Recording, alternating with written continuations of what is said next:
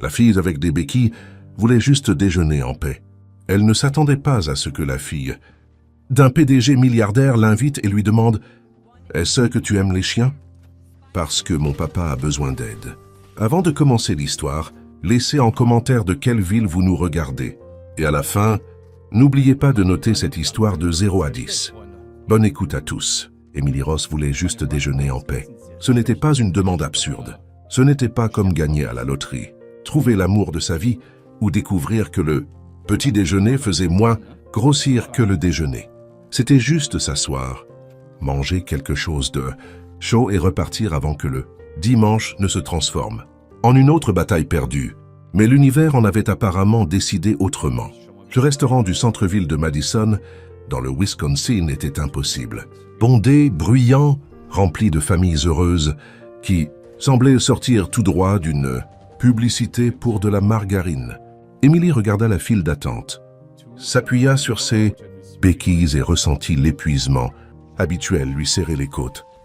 40 minutes d'attente, 45 minutes debout avec une jambe qui se plaignait encore à chaque pas comme si l'accident datait d'hier, et non d'il y a presque un an.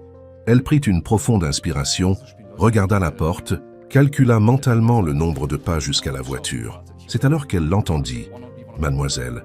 Hé, mademoiselle avec les béquilles. » Emily se figea. Elle se tourna lentement, espérant que c'était une erreur, espérant qu'une autre personne dans le restaurant utilisait des béquilles et venait de devenir la cible d'un enfant sans aucun filtre social. Mais non, c'était bien elle. Une petite fille d'environ 7 ans était littéralement debout sur sa chaise, agitant les 2 mains comme si elle guidait un avion pour un atterrissage d'urgence. Des cheveux bruns attachés en 2 tresses de travers, des yeux immenses et aucune notion du volume sonore approprié pour un espace clos. « Il y a une chaise libre ici. » La petite fille cria. « Viens vite avant que quelqu'un ne la prenne. » Tout le restaurant regarda. Une femme âgée s'étouffa avec sa soupe. Un serveur trébucha. Emily souhaita être enlevée par des extraterrestres. À côté de l'enfant, un homme en costume était en plein processus de désintégration sociale. Il tirait la petite par le bras, lui murmurant des ordres qui ne fonctionnaient manifestement pas. « Chloé, assieds-toi tout de suite. » Mais elle va partir. Ce n'est pas notre problème. Si, ça l'est. Regarde les béquilles, papa. Elle ne peut pas rester debout pendant 40 minutes. Chloé, tu ne peux pas hurler sur des inconnus dans le... Elle a des autocollants en forme de pattes sur ses béquilles. Nathan ferma les yeux, prit une grande inspiration puis les rouvrit. Chloé était toujours debout sur la chaise et un porte-clés en forme de chien. La petite pointa du doigt comme un détective résolvant une affaire. Et son t-shirt a un Golden Retriever. Papa, elle est parfaite. Emily baissa les yeux. En effet, autocollant de pattes, porte-clés et chien, t-shirt avec un Golden Retriever souriant. Elle était techniquement un panneau publicitaire ambulant de l'amour canin. L'homme réussit enfin à faire asseoir sa fille en utilisant une technique mêlant désespoir, volonté et probablement une promesse silencieuse de crème glacée. Il regarda Emily avec l'expression de quelqu'un qui avait renoncé à toute dignité il y a longtemps. « Je suis désolé, dit-il. Elle est comme ça. »« Comme quoi ?» demanda Chloé offensée. « Comme ça ne veut rien dire, papa. Si, ça veut dire exactement toi. » Emily aurait dû partir. C'était le plan le plus sûr. C'était ce qui était logique. Mais quelque chose dans cette scène la retint. C'était peut-être la façon dont l'homme ressemblait à un PDG en réunion de crise. Sauf que la crise était une enfant de 7 ans. C'était peut-être le visage de Chloé qui la regardait maintenant, avec un espoir sincère, comme si Emily était la dernière place sur le dernier canot de sauvetage. Ou peut-être était-ce le fait que, pour la première fois depuis des mois, quelqu'un l'avait regardée et avait vu autre chose que les béquilles. « Est-ce que tu cries toujours après les inconnus comme ça ?» demanda Emily. Chloé réfléchit une seconde. « Seulement quand c'est important. »« Et je suis importante ? Tu as des autocollants de pattes. C'est très important. » Emily rit. Et puis, contre toute logique, elle se dirigea vers la table et s'assit. Nathan se leva maladroitement et lui tendit la main. « Nathan Brooks, et voici Chloé qui travaille apparemment comme mégaphone professionnel pendant son temps libre. Emily Ross, et détendez-vous. On m'a déjà invité dans des endroits de façon bien pire. »« Impossible, » dit Nathan. « Une fois, ma colocataire m'a enfermé dans l'appartement. pour que je ne m'échappe pas d'une fête surprise. C'est horrible, dit Chloé. Ça l'était, surtout parce que la fête était pour quelqu'un d'autre et que j'habitais juste au même étage. Nathan laissa échapper un rire, court un peu rouillé, comme s'il n'était pas sûr de se souvenir comment faire. Alors, dit Émilie en prenant le menu, vous êtes du coin? Ambus du Quinter, Manhattan, répondit Nathan. Nous sommes ici pour les affaires. Papa construit des bâtiments, dit Chloé fièrement. Des bâtiments énormes, impressionnants. Mais il donne des coups. De pied dans le robinet de la salle de bain. Nathan s'étouffa. Chloé, quoi? On a appelé le technicien 3 fois. Papa. 3. Ce robinet a un problème de pression très spécifique. On a 7 salles de bain. Et tu ne peux en réparer aucune. Émilie regarda Nathan en haussant un sourcil. 7 salles de bain? C'est une grande maison, marmonna-t-il, avec des robinets qui marchent. La plupart. Chloé leva les yeux au ciel d'une manière qui semblait répétée depuis le ventre de sa mère. Papa, tu es nul pour les trucs de la maison. Accepte-le, je ne suis pas nul. Tu as mis le feu au grille-pain. C'était un incident isolé la semaine dernière. Le pain était défectueux. Émilie se mordit la lèvre très fort. Désolée, dit-elle. J'essaye de ne pas rire. Tu peux rire, dit Chloé. Tout le monde rit. Personne ne rit, corrigea Nathan. La nono a ri. Le portier a ri. Grand-mère a appelé en visio juste pour rire. Ma mère toussait. Chloé c'était un rire. Papa, je connais la différence. Le serveur apparut, prit leur commande et s'échappa. Émilie ne pouvait pas le blâmer. Chloé commença à empiler les sachets de sucre pour en faire une tour ambitieuse. Nathan essayait d'avoir l'air détendu, mais ses épaules restaient tendues. Et puis vint la question. Chloé s'arrêta d'empiler le sucre.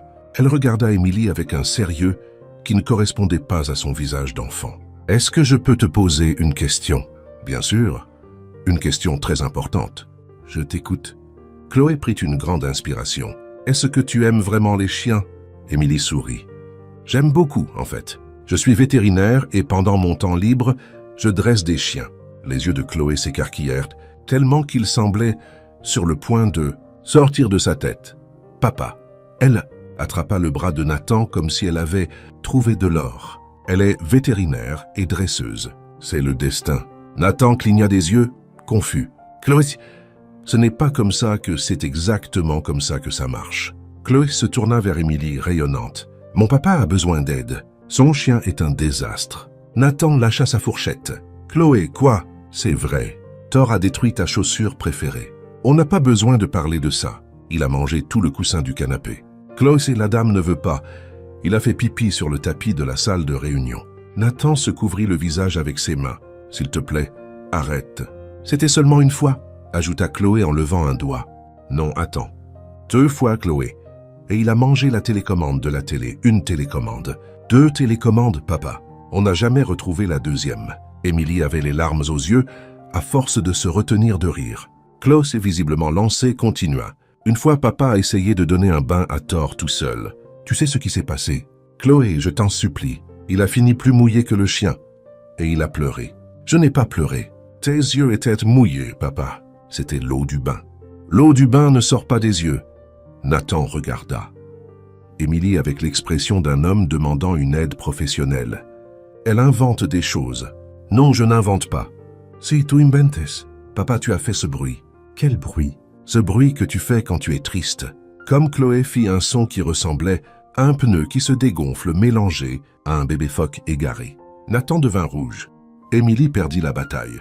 Elle éclata de rire. Un vrai rire. De ceux qui font mal aux côtes et font pleurer les yeux. Et quelque chose dans ce son fit s'arrêter Nathan. Il la regarda vraiment pour la première fois. Pas les béquilles, pas la situation absurde, juste elle. Une femme qui riait du chaos, qui ne semblait pas impressionnée par l'argent ou le statut, qui s'était assise à une table d'inconnus simplement parce qu'une petite fille avait crié.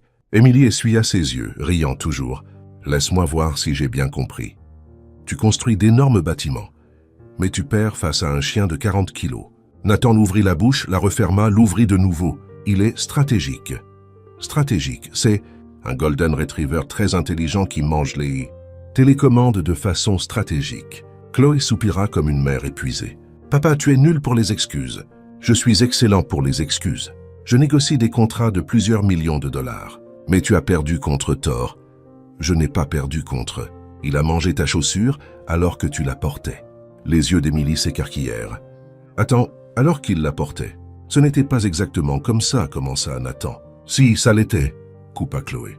Papa était dans le bureau en train de travailler et Thor est entré, s'est couché sous le bureau et a mangé la chaussure. Papa ne s'en est rendu compte que lorsqu'il a voulu marcher et que la chaussure n'était plus. Chloé, Nathan s'enfonça dans sa chaise. J'étais concentré sur un contrat. Tu as cherché la chaussure? Dans toute la maison en chaussettes. Pendant 15 minutes, 10 tout au plus. La nounou a chronométré 15. Émilie s'appuya contre le dossier de son siège, incapable de s'arrêter de sourire. Elle ne savait pas pourquoi elle s'était assise là. Elle ne savait pas pourquoi cette petite fille bruyante et cet homme visiblement vaincu par un Golden Retriever, lui, faisait se sentir. Pour la première fois depuis longtemps, un peu moins seul. C'était irrationnel, c'était imprudent. Mais c'était aussi la première fois depuis des mois qu'elle n'avait pas envie d'être ailleurs. Alors elle dit en regardant Chloé, « Combien de temps ai-je pour en entendre davantage sur ce chien désastreux ?»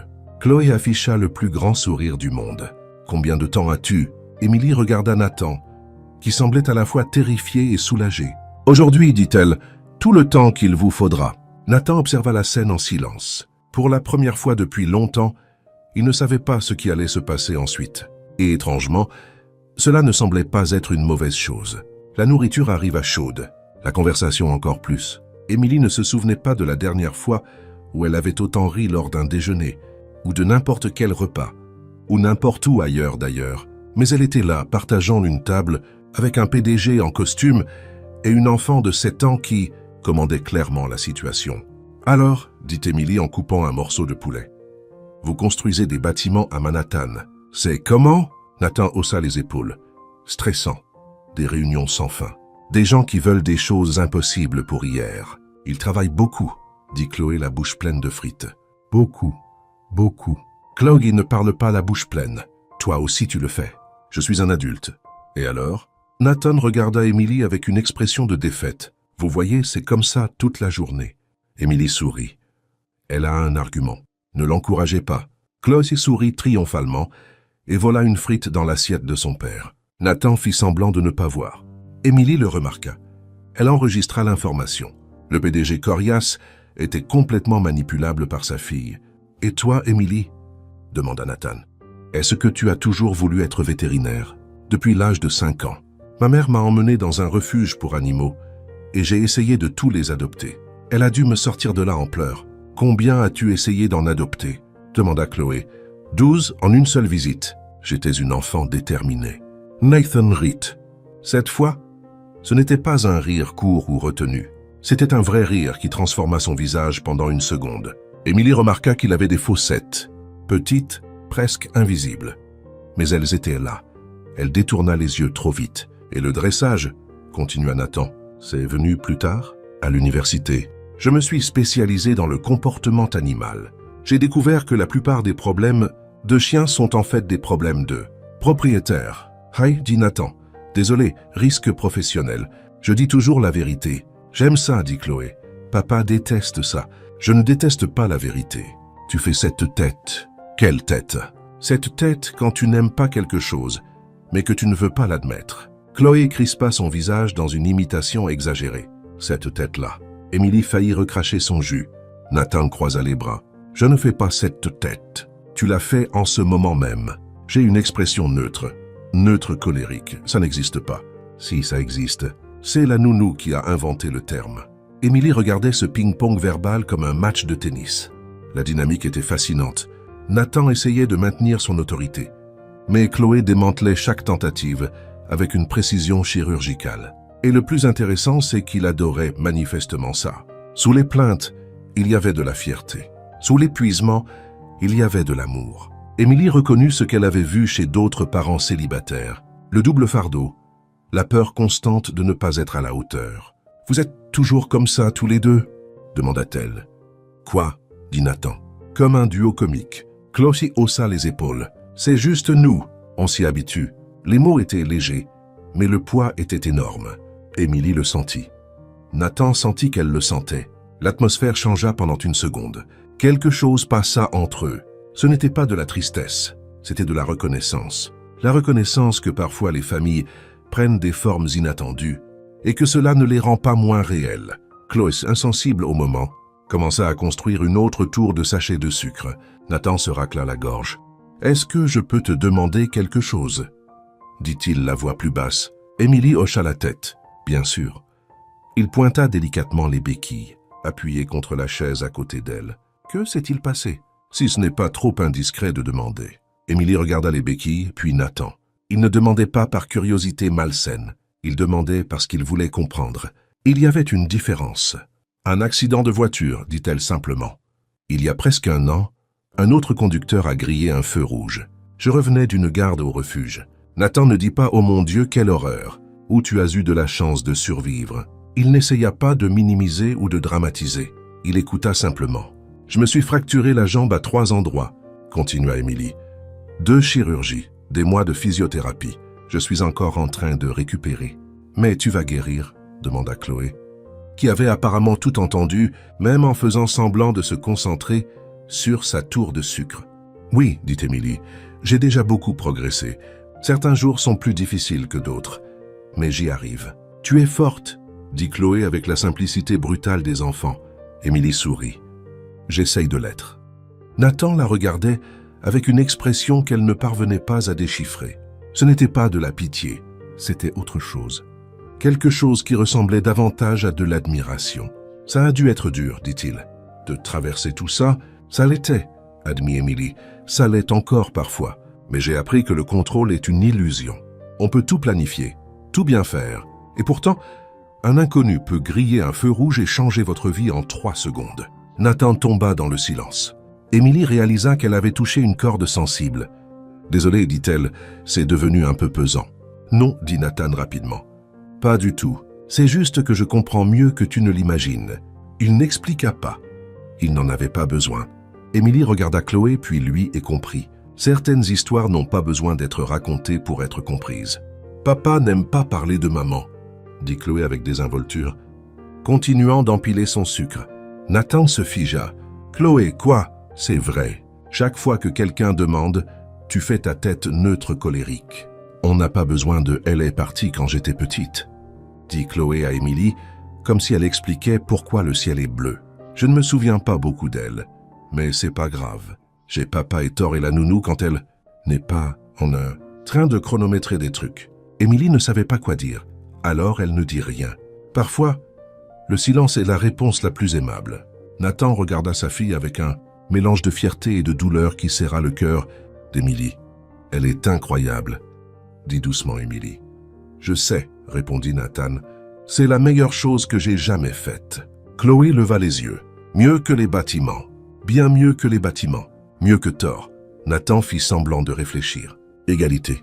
Papa, je plaisante. Tu gagnes. De peu. » Chloé lui lança un sachet de sucre. Nathan l'esquiva. Le sachet toucha un serveur qui passait par là. Tous les 3 se figèrent. Le serveur les regarda le sucre par terre, soupira profondément et continua son chemin. « Oups, dit Chloé. « Oups est le résumé de notre famille, marmonna Nathan. » Émilie éclata de rire, et elle réalisa avec surprise qu'elle s'amusait. Vraiment, pas par politesse, pas par obligation. Elle était sincèrement heureuse d'être là, à cette table, avec ces 2 personnes étranges, qu'elle avait rencontrées il y a moins d'1 heure. C'était dangereux. Elle savait que c'était dangereux parce qu'Émilie avait appris à la dure que s'impliquer signifiait souffrir, que faire de la place pour de nouvelles personnes signifiait faire de la place pour de nouvelles formes de perte. Mais là, en regardant Nathan avec ses faussettes cachées et Chloé avec sa franchise brutale, Émilie ressentit quelque chose qu'elle n'avait pas ressenti depuis longtemps. L'envie de prendre un risque. Alors, dit Nathan en se raclant la gorge, à propos de Thor, ah oui, le désastre de 40 kilos. Exactement. Est-ce que tu accepterais vraiment de jeter un œil sur lui? Je ne veux rien t'imposer, mais si tu as un peu de temps, tes conseils seraient... Il supplie, traduisit Chloé. Il ne sait pas comment supplier, correctement parce qu'il est le patron de tout le monde. Mais c'est ce qui se passe. Nathan ferma les yeux. Merci Chloé, très utile. De rien. Émilie sourit. J'adorerais rencontrer Thor. Les yeux de Chloé s'illuminèrent. Vraiment? Maintenant? On peut y aller maintenant? Closy, elle vient de déjeuner. Elle a peut-être d'autres projets. Je n'ai pas d'autres projets, dit Émilie. Nathan la regarda. Tu es sûr? Émilie soutint son regard. Ce PDG qui ne savait pas réparer les robinets. Ce père qui élevait sa fille seule. Cet homme qui avait manifestement besoin d'aide, mais ne savait pas comment la demander. Je suis sûre, dit-elle. Mais réponds-moi d'abord à une chose. Tout ce que tu veux. Est-ce que Thor a vraiment fait pleurer 3 dresseurs? Nathan soupira. Seulement 2. Le 3e a démissionné par SMS. Il n'a plus jamais répondu à mes appels. Émilie rit. Alors, emmenez-moi voir ce chien. Chloé était déjà debout, tirant son père par la manche. Allons-y, allons-y, allons-y. L'addition arriva. Émilie chercha machinalement son sac. Combien je te dois pour ma part? Nathan la regarda comme s'il parlait une autre langue. Comment ça ta part? Le déjeuner? Combien je dois? Tu ne dois rien. J'ai mangé. Je vais payer. Tu as pratiquement été traîné à cette table par ma fille. La moindre des choses est que je règle le repas. Nathan, je n'ai pas besoin de je sais que tu n'en as pas besoin. Il passait déjà sa carte. Mais je le veux. Chloé regardait l'échange, avec le sourire de quelqu'un qui regarde un film romantique. Il ne paye jamais le déjeuner de personne, dit-elle d'un ton de narratrice. C'est très significatif. Chloé, prévint Nathan. Quoi? La nounou a dit que quand un homme paye pour la nourriture d'une femme sans qu'elle le demande, c'est parce que d'accord. Elle fit un geste de fermeture éclair sur sa bouche. Ça dura 3 secondes. Mais c'est vrai. Émilie rit en secouant la tête. Merci, dit-elle à Nathan. Mais la prochaine fois, c'est moi qui invite. Nathan haussa un sourcil. La prochaine fois. Émilie sentit son visage s'échauffer. Je veux dire, s'il y a une prochaine fois. À cause de Thor, le dressage. C'est tout. Chloé afficha un immense sourire, mais resta miraculeusement silencieuse. En moins de 5 minutes, Émilie était devant le restaurant, sur le point de monter dans la voiture d'un milliardaire pour rencontrer un Golden Retriever qui avait traumatisé des professionnels du comportement animal. Ce dimanche ensoleillé à Madison avait pris un tournant totalement inattendu, et quelque chose disait à Émilie que ce n'était que le début.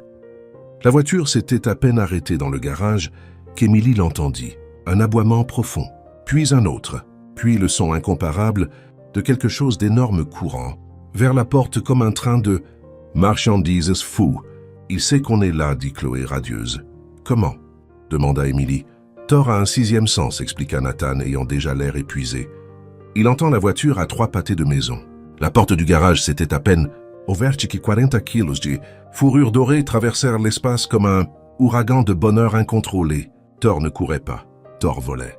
D'énormes pattes, la langue pendante, la queue battant si fort que tout son corps en tremblait. « Thor, non !» cria Nathan. Thor l'ignora complètement. Le chien passa droit devant Nathan, comme s'il était un meuble. Il dépassa Chloé avec un rapide coup de langue de courtoisie, puis il vit Émilie. Il s'arrêta. Il pencha la tête et s'avança. Thor assis ordonna Nathan. Thor ne s'assit pas. Thor pas bougé. Thor ne bougea pas. Thor, pour l'amour de Thor, sauta. Émilie vit 40 kilos de Golden Retriever venir vers elle au ralenti. Il n'y avait pas de temps pour esquiver, pas de temps pour se préparer. Elle ferma les yeux et attendit l'impact qui ne vint pas. Quand elle ouvrit les yeux, Thor était assis devant elle, la queue balayant le sol, la regardant avec l'expression la plus innocente du monde canin. Émilie cligna des yeux. « Assis, dit-elle, pour tester. » Thor était déjà assis. « Pas bouger, continua-t-elle. » Thor resta immobile. Nathan observait la scène comme s'il assistait à un miracle. « Comment as-tu fait ça ?» « Je n'ai rien fait, dit Émilie confuse. Il s'est juste arrêté. » Chloé croisa les bras. « C'est parce qu'elle a une énergie de vétérinaire. Les chiens peuvent le sentir. »« Ça n'existe pas, dit Nathan. »« Si, ça existe. La nounou a fait des recherches là-dessus. La nounou fait des recherches sur des trucs bizarres. La nounou est très bien informée. » Thor resta assis, regardant. Émilie comme si elle était la personne la plus intéressante qu'il ait jamais rencontrée. Sa queue n'arrêtait pas de remuer. Émilie s'accroupit lentement, s'appuyant sur sa bonne béquille. « Salut Thor, dit-elle doucement.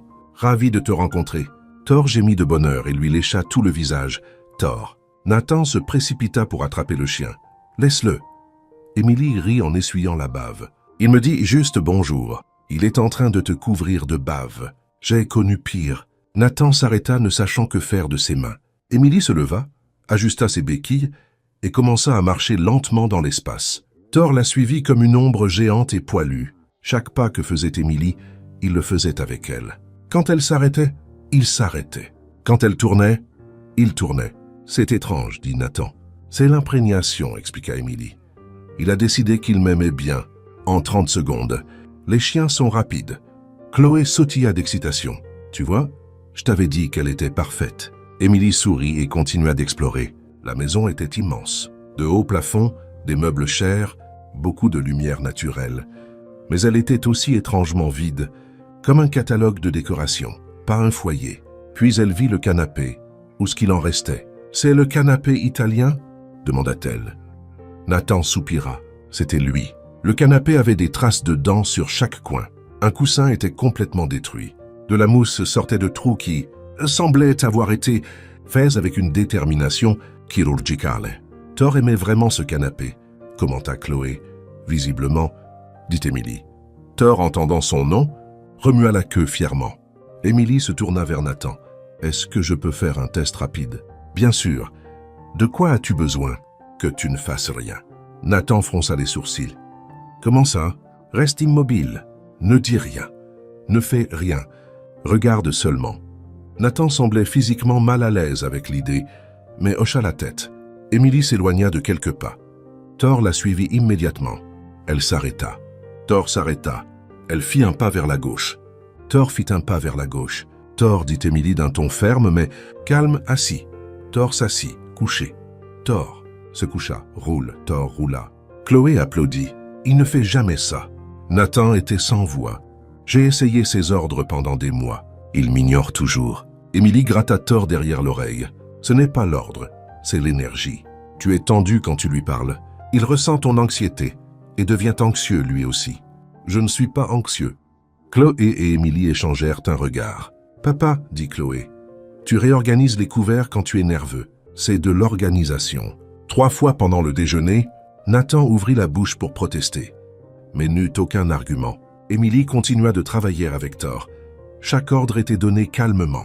Chaque réponse correcte était récompensée par de l'affection. Le chien, prétendument incontrôlable, se comportait comme un élève attentif. « Incroyable, murmura Nathan. « Ce n'est pas de la magie, dit Émilie. C'est de la cohérence. Il a besoin de routine, de limites claires et de quelqu'un qui ne panique pas quand il fait une erreur. Je ne panique pas. Tu as paniqué quand il a couru vers moi. Tu as des béquilles. J'étais inquiet, je sais. Et Thor le savait aussi. C'est pour ça qu'il est devenu plus agité. » Nathan traita l'information en silence. Émilie donna quelques ordres supplémentaires. Thor obéit à tous. Puis elle décida de tester les limites. « Thor, dit-elle, pas bouger. » Thor resta immobile. Émilie commença à s'éloigner. 1 pas, 2, 3. Thor gémit mais ne bougea pas. « C'est impossible, dit Nathan. Il ne reste jamais immobile. Quand quelqu'un s'éloigne, parce qu'il a peur de l'abandon, expliqua Émilie tout en continuant de marcher. Mais si tu lui montres que tu reviens toujours, il apprend à faire confiance. Elle était à 10 pas quand c'est arrivé. La béquille glissa. Émilie perdit l'équilibre. Le temps s'arrêta. Nathan courut, mais Thor fut plus rapide. Le chien traversa l'espace en 1 seconde et se positionna à côté d'Émilie, offrant son corps comme support. Elle put s'agripper à lui et retrouver son équilibre. Pendant un moment, personne ne respira. « Est-ce que ça va ?» Nathan était pâle. « Ça va, dit Émilie, le cœur encore battant. Thor m'a rattrapé. » Tout le monde regarda, le chien qui remuait la queue, comme s'il venait de gagner un prix. Nathan se passa la main sur le visage. Quand il regarda Émilie à nouveau, il y avait quelque chose de différent dans ses yeux. Quelque chose qui ressemblait beaucoup à de la peur. « Je suis désolé, dit-il. Je n'aurais pas dû t'amener ici. C'est dangereux avec les béquilles. Et Thor et Nathan. » Émilie l'interrompit. « Je vais bien, mais tu aurais pu ne pas aller bien. »« Mais je vais bien. » Chloé s'approcha et serra Thor dans ses bras. « Il l'a sauvé, papa. Thor est un héros. » Nathan regarda le chien, puis Émilie, puis sa fille. Et pour la première fois, Émilie vit au-delà du PDG. Elle vit un homme qui avait tellement peur que quelqu'un se blesse qu'il essayait de tout contrôler autour de lui et qui apprenait lentement que tout ne pouvait pas être contrôlé. « Il t'aime bien, » dit Nathan finalement. « Je l'aime bien aussi, » répondit Émilie. Thor aboya une fois en guise de confirmation, et à ce moment-là, quelque chose changea entre eux 3, ou plutôt entre eux 4. Thor restait collé à Emily, comme si elle était faite de bacon. Après le quasi-accident, le chien ne quittait plus son côté. Chaque pas que faisait Emily, Thor le faisait avec elle. Quand elle s'arrêtait, il s'asseyait et levait les yeux comme un garde du corps poilu de 40 kilos. « Il n'a jamais fait ça avec personne, dit Nathan, encore un peu pâle. « Il l'aime, dit Chloé, comme si c'était évident. Beaucoup, Emily. » Gratta derrière l'oreille de Thor. « C'est parce que je sens les friandises. Risque professionnel. »« Ce n'est pas seulement ça, insista Chloé. Il sait que tu es spécial. » Nathan se racla la gorge. « Chloé, et si tu faisais faire le tour de la maison à Emily puisqu'elle est là ?» Les yeux de Chloé s'illuminèrent comme si c'était Noël. « Je peux faire une visite officielle. Avec une narration ?» Nathan hésita. « Avec une narration modérée. » « C'est quoi une narration modérée ?»« C'est une narration sans hurler. » Chloé sembla considérer la proposition. « Accepté, mais je vais utiliser ma voix de guide de musée. » Avant que Nathan ne puisse demander ce qu'était une voix de guide de musée, Chloé avait déjà pris Emily par la main et avait commencé à l'entraîner dans le couloir. Thor suivit. Évidemment, Nathan resta en arrière, regardant les trois silhouettes s'éloigner. La petite fille bavarde, la femme en béquille et le chien qui avait enfin trouvé sa personne préférée. Quelque chose se serra dans sa poitrine. Ce n'était pas de l'inconfort, c'était autre chose. Chloé prenait son rôle de guide très au sérieux. « Voici le couloir principal », annonça-t-elle d'une voix profonde et formelle qu'elle avait manifestement copiée de quelque part. Construit en 1900 et quelques, dans un style architectural dont je ne connais pas le nom. Emily se mordit la lèvre pour ne pas rire. « Impressionnant, merci. » Chloé pointa une porte. « Ça, c'est le bureau de papa. On ne peut pas entrer. » « Pourquoi ? » « Parce que la dernière fois, j'ai réorganisé ses papiers par couleur. Et il a fait sa tête neutre colérique pendant 3 jours. Je vois. » Elles continuèrent de marcher. Thor trottinait à leur côté, la queue battante. « Voici la cuisine, » dit Chloé. « On ne cuisine pas beaucoup parce que papa ne sait pas faire. Il ne sait pas cuisiner? Il sait faire des œufs et des toasts, mais pas en même temps. » Emily fronça les sourcils. « Comment ça, pas en même temps? » Une fois, il a essayé de faire les deux ensemble et le grille-pain a pris feu. « Ah, l'incident du grille-pain. Tu es au courant pour l'incident du grille-pain? Ton papa l'a mentionné. » Chloé hocha la tête solennellement. Ce fut un jour sombre pour la famille Brooks. Elles passèrent par le salon où le canapé italien détruit trônait encore, comme un monument au chaos, et arrivèrent à un large escalier. « Maintenant vient la meilleure partie, » annonça Chloé. « Ma chambre. » La chambre de Chloé était exactement ce à quoi Emily s'attendait. Une explosion de couleurs, des peluches sur chaque surface disponible, et une quantité absurde de paillettes qui ne partiraient probablement jamais du tapis. Mais ce qui attira l'attention d'Emily, ce furent les dessins. Ils étaient partout, scotchés au mur, suspendus à une corde à linge improvisée, empilés sur le bureau. Des dizaines, peut-être des centaines, et sur tous, absolument tous, il n'y avait que 2 silhouettes, une grande et une petite. « Père et fille, ce sont mes dessins, » dit Chloé fièrement. « Je dessine beaucoup. »« Je vois, » dit Emily, la voix douce. « Ils sont magnifiques. Celui-là, c'est moi et papa au parc. Celui-ci, c'est moi et papa en train de manger une pizza. Celui-là, c'est moi, papa et Thor. Mais Thor a fini par ressembler à une patate. »« Alors je ne l'ai pas beaucoup aimé. » Emily regarda le dessin. Thor ressemblait vraiment à une patate avec des pattes. « Je trouve qu'il est super. » Tu dis ça pour être poli. Chloé prit un autre dessin. Celui-là est mon préféré. C'est moi et papa en train de regarder les étoiles sur le toit. On fait ça chaque été.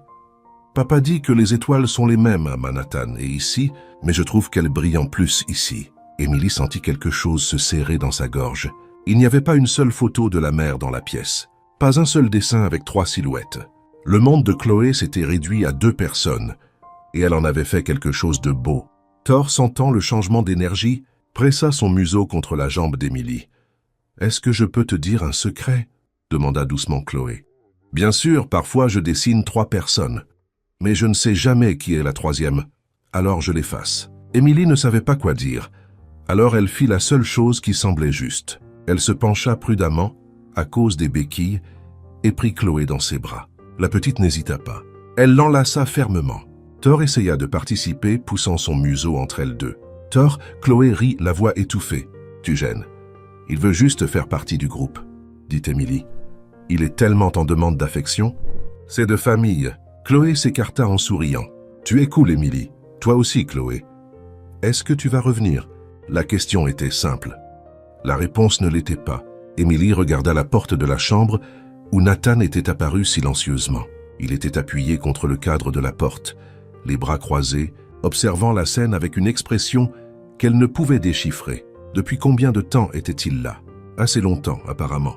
Dans le salon, Chloé s'était déjà presque endormie sur le canapé, blottie contre Thor. Une femme d'une cinquantaine d'années apparut à la porte de la cuisine, s'essuyant les mains sur un torchon, des cheveux gris attachés en chignon, et des lunettes de lecture suspendues. Autour du cou est l'expression de quelqu'un qui avait tout vu dans cette maison. « Monsieur Brooks », dit-elle avec un léger accent.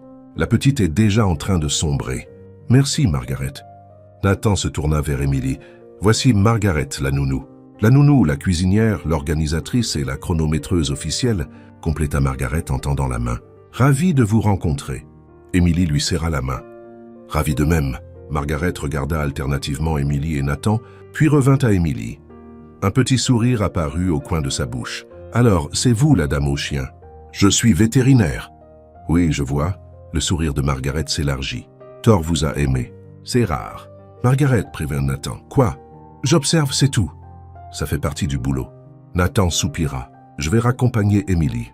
Tu peux rester avec Chloé ?»« Bien sûr. » Margaret couvrait déjà Chloé d'une couverture. « Roulez prudemment. Les rues sont sombres. » Elle lança un autre regard significatif à Nathan. Il fit semblant de ne pas remarquer.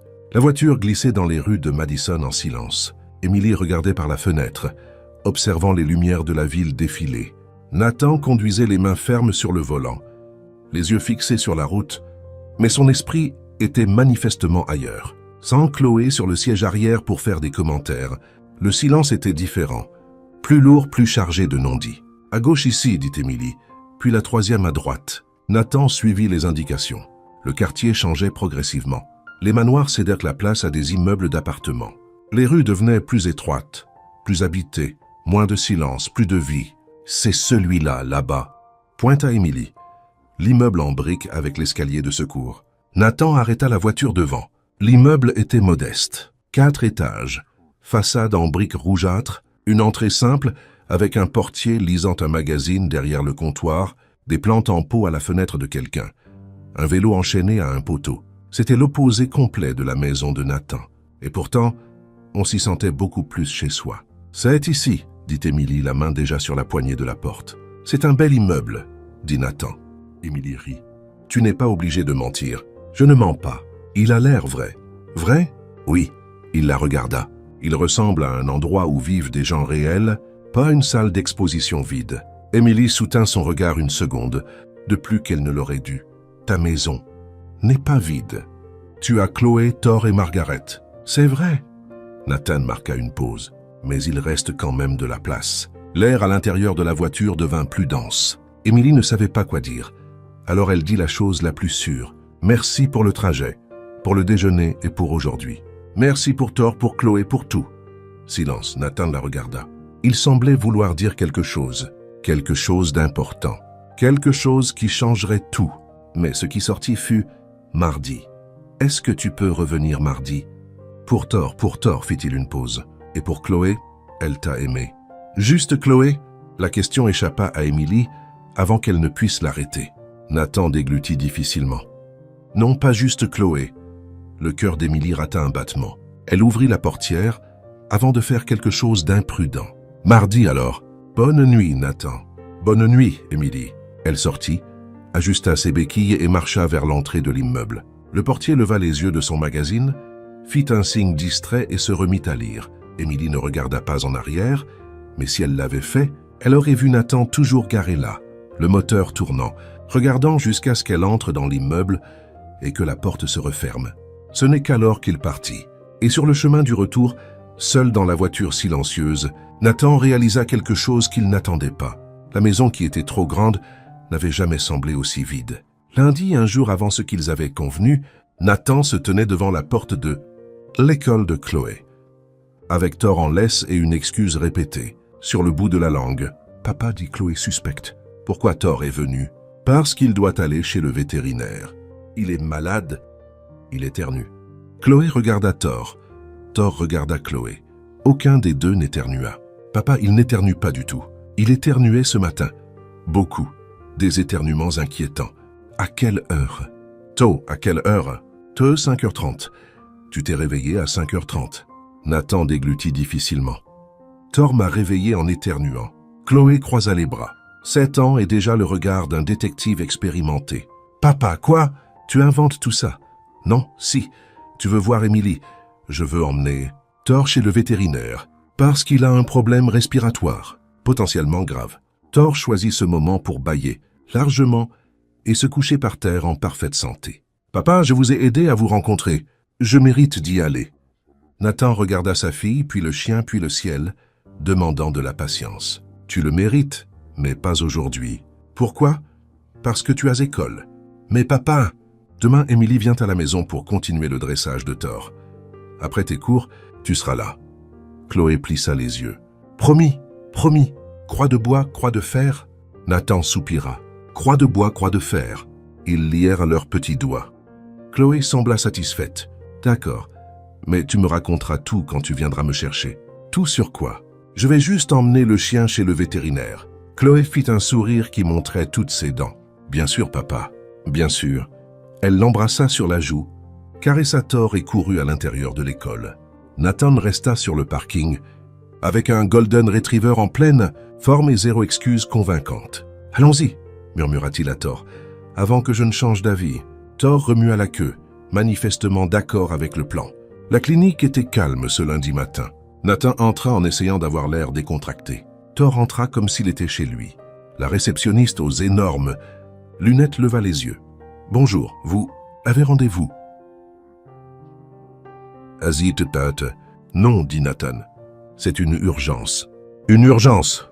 La jeune femme eut l'air inquiète. Que s'est-il passé? Il éternut. La réceptionniste regarda Thor. Thor remuait la queue en pleine forme. Je vais appeler le docteur Ross. 2 minutes plus tard, Émilie apparut dans le couloir. Blouse blanche, cheveux attachés, stéthoscope autour du cou. Tout à fait professionnel. Nathan oublia momentanément comment former des phrases. Nathan, Émilie semblait surprise. Il est arrivé quelque chose. Thor éternue, dit-il en retrouvant sa voix. Il éternue beaucoup depuis hier. De gros éternuements. Émilie regarda Thor qui remuait la queue frénétiquement. Aucun signe de problème respiratoire. Bon, examinons-le. L'examen dura 15 minutes. Émilie vérifia tout. Museau, gorge, poumon, yeux, oreilles. Thor coopéra comme un patient exemplaire, savourant chaque seconde d'attention. Alors, dit Émilie en rangeant le stéthoscope, bonne nouvelle, il va bien? Il est en parfaite santé. Aucun signe de problème respiratoire, malgré les éternuements. C'était peut-être de la poussière ou une allergie passagère, mais il va bien maintenant. Nathan hocha la tête, essayant de ne pas passer pour un parfait idiot. Super, c'est bien. Mieux vaut prévenir que guérir, non? Absolument. Émilie le regardait avec une expression qu'il ne parvenait pas à déchiffrer. Amusé peut-être, ou quelque chose de plus. Puisque tu es là, dit-elle, tu veux voir un endroit? Quel endroit? Le centre communautaire où je suis bénévole. Il y a des chiots. Nathan devrait retourner travailler. Il avait des réunions, des emails, des choses importantes. Bien sûr, dit-il. Pourquoi pas? Le centre communautaire était un autre monde. C'était dans un quartier que Nathan n'avait jamais visité. Des rues étroites, des maisons modestes, des enfants jouant sur le trottoir. Au milieu de tout cela, un entrepôt rénové avec une enseigne colorée. Refuge de l'espoir. Nathan se gara et resta un instant à contempler. « C'est ici ?» ?»« C'est ici », confirma Émilie. En entrant, ils furent accueillis par une symphonie d'aboiements. Des chiens de toute taille couraient dans des enclos improvisés. Des bénévoles en t-shirt orange distribuaient de l'affection et de la nourriture. Thor observait les autres chiens avec une désapprobation visible. Quand un bâtard essaya d'approcher Émilie, il se plaça devant, grognant doucement. Thor gronda Nathan. « Il est jaloux », dit Émilie amusée. « Jaloux de quoi? De moi. Il ne veut pas partager. » Nathan regarda le chien. « Je te comprends, mon pote. » La phrase sortit avant qu'il ne puisse l'arrêter. Émilie devint rouge. Nathan devint encore plus rouge. Une dame aux cheveux blancs apparut de nulle part, sauvant le moment. « Émilie, ma chère !» Elle serra Émilie dans ses bras et regarda Nathan. « Et qui est ce beau jeune homme ?»« Madame Martia, voici Nathan, un ami. » Madame Martia plissa les yeux, trop beau pour être juste un ami. « Madame Martia, quoi ?» Je suis vieille, pas aveugle. » Elle tapota le bras de Nathan et s'éloigna en riant. Nathan regarda autour de lui, essayant de tout assimiler. Il n'y avait rien de luxueux ici. Sol en ciment, murs qui pèlent, ventilateur bruyant. Mais il y avait quelque chose que l'argent ne pouvait pas acheter. De la vie, de la connexion, un but. Émilie saluait chaque personne par son nom. Elle connaissait l'histoire de chaque chien. Elle riait avec les enfants du quartier qui venaient aider. Nathan construisait des bâtiments de plusieurs millions de dollars. Mais là, dans ce simple entrepôt, il se sentit pauvre pour la première fois de sa vie. Dans la voiture, sur le chemin du retour vers la clinique, le silence était différent, plus lourd, chargé de non-dits. « Merci », dit doucement Nathan, « pour aujourd'hui. Merci d'être venu. J'ai aimé. C'est différent de tout ce que je connais. » Émilie regarda par la fenêtre. « Cet endroit m'a sauvé. Après l'accident, quand je ne savais plus qui j'étais, les chiens me l'ont rappelé. » Nathan ne répondit pas. La voiture s'arrêta devant la clinique. Émilie le regarda. « Tu n'avais pas besoin de prétendre que Thor était malade. » Nathan se figea. « Je n'ai pas prétendu que Thor était Nathan. » Silence. « D'accord, j'ai prétendu. » Émilie sourit. Un petit sourire, presque triste. « Pourquoi n'as-tu pas simplement attendu demain ?» Nathan la regarda. « Vraiment, parce que je ne voulais pas attendre. » L'air à l'intérieur de la voiture devint irrespirable. Émilie détourna le regard la première. « Je dois retourner travailler. J'ai des rendez-vous tout l'après-midi. »« Bien sûr. Désolé, je ne voulais pas déranger. »« Tu n'as pas dérangé. » Elle ouvrit la portière et marqua une pause. « Demain, je serai chez toi pour le dressage de Thor. Pour Thor, tous. » Deux savaient qu'il ne s'agissait pas seulement du chien. Émilie sortit de la voiture, ajusta ses béquilles et se dirigea vers l'entrée de la clinique. À la porte, elle se retourna. « Nathan. »« Oui, merci de ne pas avoir attendu. » Elle entra avant qu'il ne puisse répondre. Nathan resta là, garé avec un golden retriever qui bavait sur le siège arrière et son cœur battant à un rythme qui n'avait aucun sens. Il était en train de tomber amoureux de quelqu'un qui semblait déterminé à ne pas se laisser aimer. Mais peut-être, juste peut-être, commençait-elle à changer d'avis. Mardi arriva, et Émilie aussi. À 16h pile, comme promis, Chloé était déjà revenue de l'école et entraîna pratiquement Émilie à l'intérieur avant qu'elle ne puisse sonner. Le dressage de Thor fut un succès, ou presque. Le chien obéit à 3 ordres d'affilée. Un record historique, avant de voler un coussin et de courir dans toute la maison. Nathan se lança à sa poursuite. Chloé filmait. Émilie essayait de ne pas rire et échoua lamentablement. Le mercredi, Émilie revint. Le jeudi aussi et le vendredi. En 2 semaines, les visites d'Émilie faisaient désormais partie de la routine. Thor était plus calme. Chloé était plus heureuse. Et Nathan était complètement perdu. Perdu dans la façon dont Émilie riait quand Thor faisait des erreurs. Perdu dans le son de sa voix enseignant les ordres. Perdu dans les regards qui duraient trop longtemps quand Chloé ne faisait pas attention. Margaret, bien sûr, remarqua tout. « Vous êtes différent, monsieur », dit-elle un matin en servant le café. « Différent. Comment? Moins grincheux. Je ne suis pas grincheux. Vous l'étiez. Maintenant, vous ne l'êtes plus que parfois. » Nathan fit semblant de ne pas comprendre, mais il comprenait parfaitement. 3 semaines plus tard, Nathan décida qu'il était temps. Temps d'arrêter de prétendre. Temps d'inviter Émilie à dîner. Temps d'admettre qu'il ne s'agissait plus de Thor et que ça n'en avait probablement jamais été le cas. Le problème, c'est qu'il n'avait aucune idée de comment s'habiller pour ça. Nathan se tenait devant le miroir avec 2 cravates à la main, quand Margaret passa dans le couloir et s'arrêta à la porte. « Vous allez à un enterrement, monsieur ?» Nathan regarda son propre reflet. Costume noir, chemise blanche, cravate sombre. « J'ai l'air élégant. Vous avez l'air lugubre. » Margaret entra dans la pièce sans demander la permission. « C'est pour voir la dame au chien. C'est un dîner de remerciements. » « C'est ça. » Margaret croisa les bras. « Remercier ne nécessite pas un costume. Je porte toujours un costume. » Justement, elle pointa la penderie. « Enlevez-moi ça. Chemise bleue. Pas de cravate. » « Pas de cravate ?» Une cravate lors d'un dîner décontracté, ça fait réunion de copropriété. Nathan fronça les sourcils. « Où as-tu trouvé ça ?»« À la télé. Dans ces émissions de rencontres. Je les regarde toutes. » Avant que Nathan ne puisse répondre, Chloé apparut à la porte, attirée par le bruit. « Qu'est-ce qui se passe ?»« Ton père ne sait pas comment s'habiller, » expliqua Margaret. « Si, je sais comment m'habiller. Je suis un adulte fonctionnel. » Chloé regarda le costume noir. « Papa, tu as l'air triste. » « J'ai l'air professionnel. »« Professionnellement triste, » corrigea Margaret. Les deux échangèrent un regard entendu. Nathan réalisa qu'il avait perdu le contrôle de la situation. Bleu, dit Chloé, d'accord avec Margaret. Le bleu va bien avec ses yeux. Exactement ce que j'ai dit, confirma Margaret. Et déboutonner un bouton, 2 boutons, suggéra Margaret. Un bouton, coupa Nathan. Un seul suffit. Il changea de vêtements sous leur surveillance. Chemise bleue, pas de cravate, un bouton ouvert. Il se regarda dans le miroir. Et maintenant? Chloé pencha la tête. Mieux, mais arrête de faire cette tête. Quelle tête?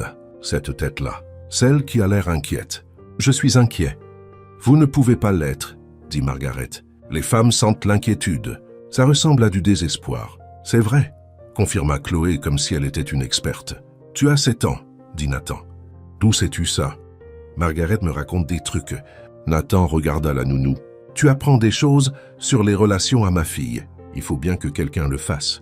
Margaret haussa les épaules. Maintenant, souriez. Nathan essaya de sourire. Pas comme ça, dit Chloé. On dirait que tu as mal au ventre. Comment je dois sourire alors? Pense à Émilie, suggéra Margaret. Nathan s'arrêta. Il pensa à Émilie. Le sourire vint tout seul. Celui-là, cria Chloé. Celui-là. Garde ce sourire. Margaret hocha la tête, satisfaite. Maintenant, vous êtes prêts. Vous pouvez y aller. Émilie a dit oui. Non pas que Nathan en ait douté. Bon, d'accord, il avait beaucoup douté.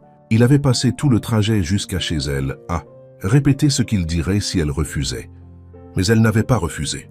Pour te remercier, répéta-t-elle avec un demi-sourire. Pour tort, exactement, juste ça, rien de spécial, rien de spécial. Tous deux savaient que c'était un mensonge. Le restaurant était élégant, mais pas intimidant. Lumière tamisée, bougies sur les tables, musique douce en fond sonore. Nathan avait fait des recherches pendant 2 heures avant de choisir. Il voulait quelque chose de spécial, mais pas excessif. Romantique, mais pas évident. Émilie entra et regarda autour d'elle. « Waouh, c'est trop. C'est parfait. » Nathan sentit sa poitrine se gonfler de fierté. Le serveur les conduisit à une table dans un coin près de la fenêtre. Lumière dorée, vue sur la rue, assez d'intimité pour parler sans être entendu. Émilie s'assit et parcourut le menu. « Je ne sais même pas prononcer la moitié de ces noms. »« Moi non plus, » confessa Nathan. « Vraiment? Vraiment.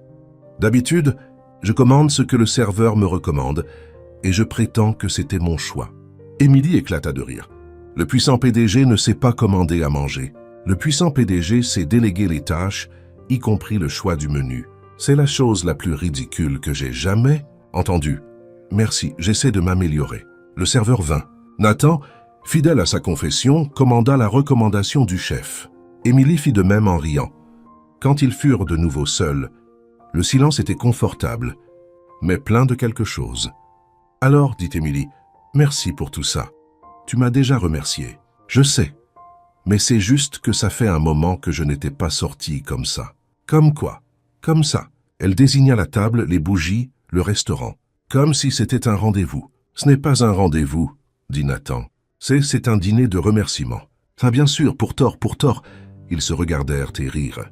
La nourriture arriva. C'était bon, probablement incroyable. Mais Nathan pouvait à peine prêter attention au goût parce qu'il était trop occupé à prêter attention à Émilie, sa façon de tenir sa fourchette, la façon dont elle fermait les yeux quand quelque chose était délicieux, la mèche de cheveux qui n'arrêtait pas de lui tomber sur le visage. « Tu me fixes, dit Émilie. C'est vrai. Pourquoi? Parce que tu es belle. » Émilie faillit s'étouffer avec son vin. « Nathan, quoi? C'est vrai. Tu ne peux pas dire des choses comme ça. Pourquoi pas? » Parce qu'elle n'avait pas de réponse. Juste parce que... Nathan sourit. Ce sourire que Chloé avait approuvé. La conversation coula facilement après cela. Ils parlèrent de travail, de Chloé, des chiens du refuge. Émilie raconta des histoires de sauvetage qui firent rire Nathan jusqu'à en avoir mal. Il lui raconta les pires contrats qu'il ait jamais négociés. Elle admit qu'elle avait le vertige. Il confessa qu'il ne savait pas nager. « Attends, » dit Émilie en posant sa fourchette. « Tu ne sais pas nager? Je n'ai jamais appris. » « Comment n'as-tu jamais appris à nager? » « J'étais occupé à construire des bâtiments. Les enfants ne construisent pas de bâtiments. Des enfants dévoués le font. » Émilie éclata de rire. Le son fit fondre quelque chose à l'intérieur de Nathan. « Je pourrais t'apprendre, » dit-elle. « À nager? »« Oui, cet été, il y a un lac près du refuge. Tu veux m'apprendre à nager? Tu m'as appris que les milliardaires peuvent aussi avoir l'air perdus. Je t'apprendrai à flotter. On sera quitte. » À un moment donné, pendant le dessert, Leurs mains se rencontrèrent sur la table. Nathan ne savait pas qui avait commencé. Peut-être lui en cherchant le sel. Peut-être elle en gesticulant pendant une histoire, mais soudain leurs doigts se touchèrent et aucun des deux ne se retira. Émilie regarda leurs mains. Puis Nathan, est-ce que c'est toujours un merci pour Thor? Est-ce que tu veux que ce soit le cas? Je ne sais pas ce que je veux, confessa-t-elle doucement. Nathan entrelaça ses doigts avec les siens. C'est pas grave. On n'a pas besoin de savoir tout de suite. La soirée se termina trop vite. Nathan régla l'addition avant qu'Émilie ne puisse protester. Elle leva les yeux au ciel, mais n'argumenta pas. Un progrès. Dans la voiture, sur le chemin du retour vers son appartement, la radio jouait doucement. Émilie regardait par la fenêtre, mais Nathan pouvait dire qu'elle souriait. « Merci, dit-elle. Pour le dîner, c'était bien. Bien, très bien. Juste très bien. » Émilie rit. « Qu'est-ce que tu veux que je dise? Que c'était le meilleur dîner de ta vie et que tu veux le répéter tous les jours pour toujours. C'est très spécifique. Je suis un homme spécifique. » La voiture s'arrêta devant son immeuble. Le moteur tournait toujours. Aucun des deux ne bougea. Émilie se tourna vers lui. « Nathan, oui. » Elle ne finit pas sa phrase. Nathan la regarda, ses yeux brillants dans la pénombre du tableau de bord, ses lèvres qui tremblaient légèrement. Il se pencha lentement, lui laissant le temps de se retirer. Elle ne le fit pas. Ses lèvres rencontrèrent les siennes, douces, tendres, comme une question qui avait enfin une réponse. Émilie répondit au baiser.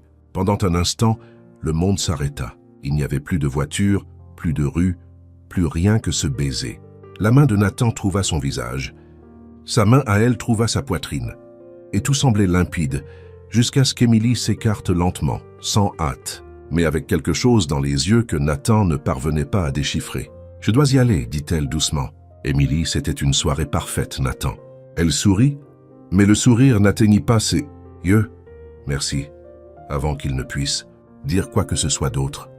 Elle ouvrit la porte et sortit. Nathan la regarda marcher vers l'entrée de l'immeuble. À la porte, elle se tourna et fit un signe de la main, un petit signe. Presque timide, et elle entra. Nathan resta là, garé dans la voiture, avec le goût de ses lèvres encore sur les siennes. Émilie arriva à 16h comme convenu. Nathan ouvrit la porte avec un sourire qu'il ne pouvait contrôler. Après le baiser de la veille, tout semblait différent. L'air semblait plus léger. Les couleurs semblaient plus vives. Il se sentait comme un adolescent idiot, et cela ne le dérangeait pas du tout. « Salut !» dit Émilie un peu timide. « Salut !» dit Nathan un peu niais.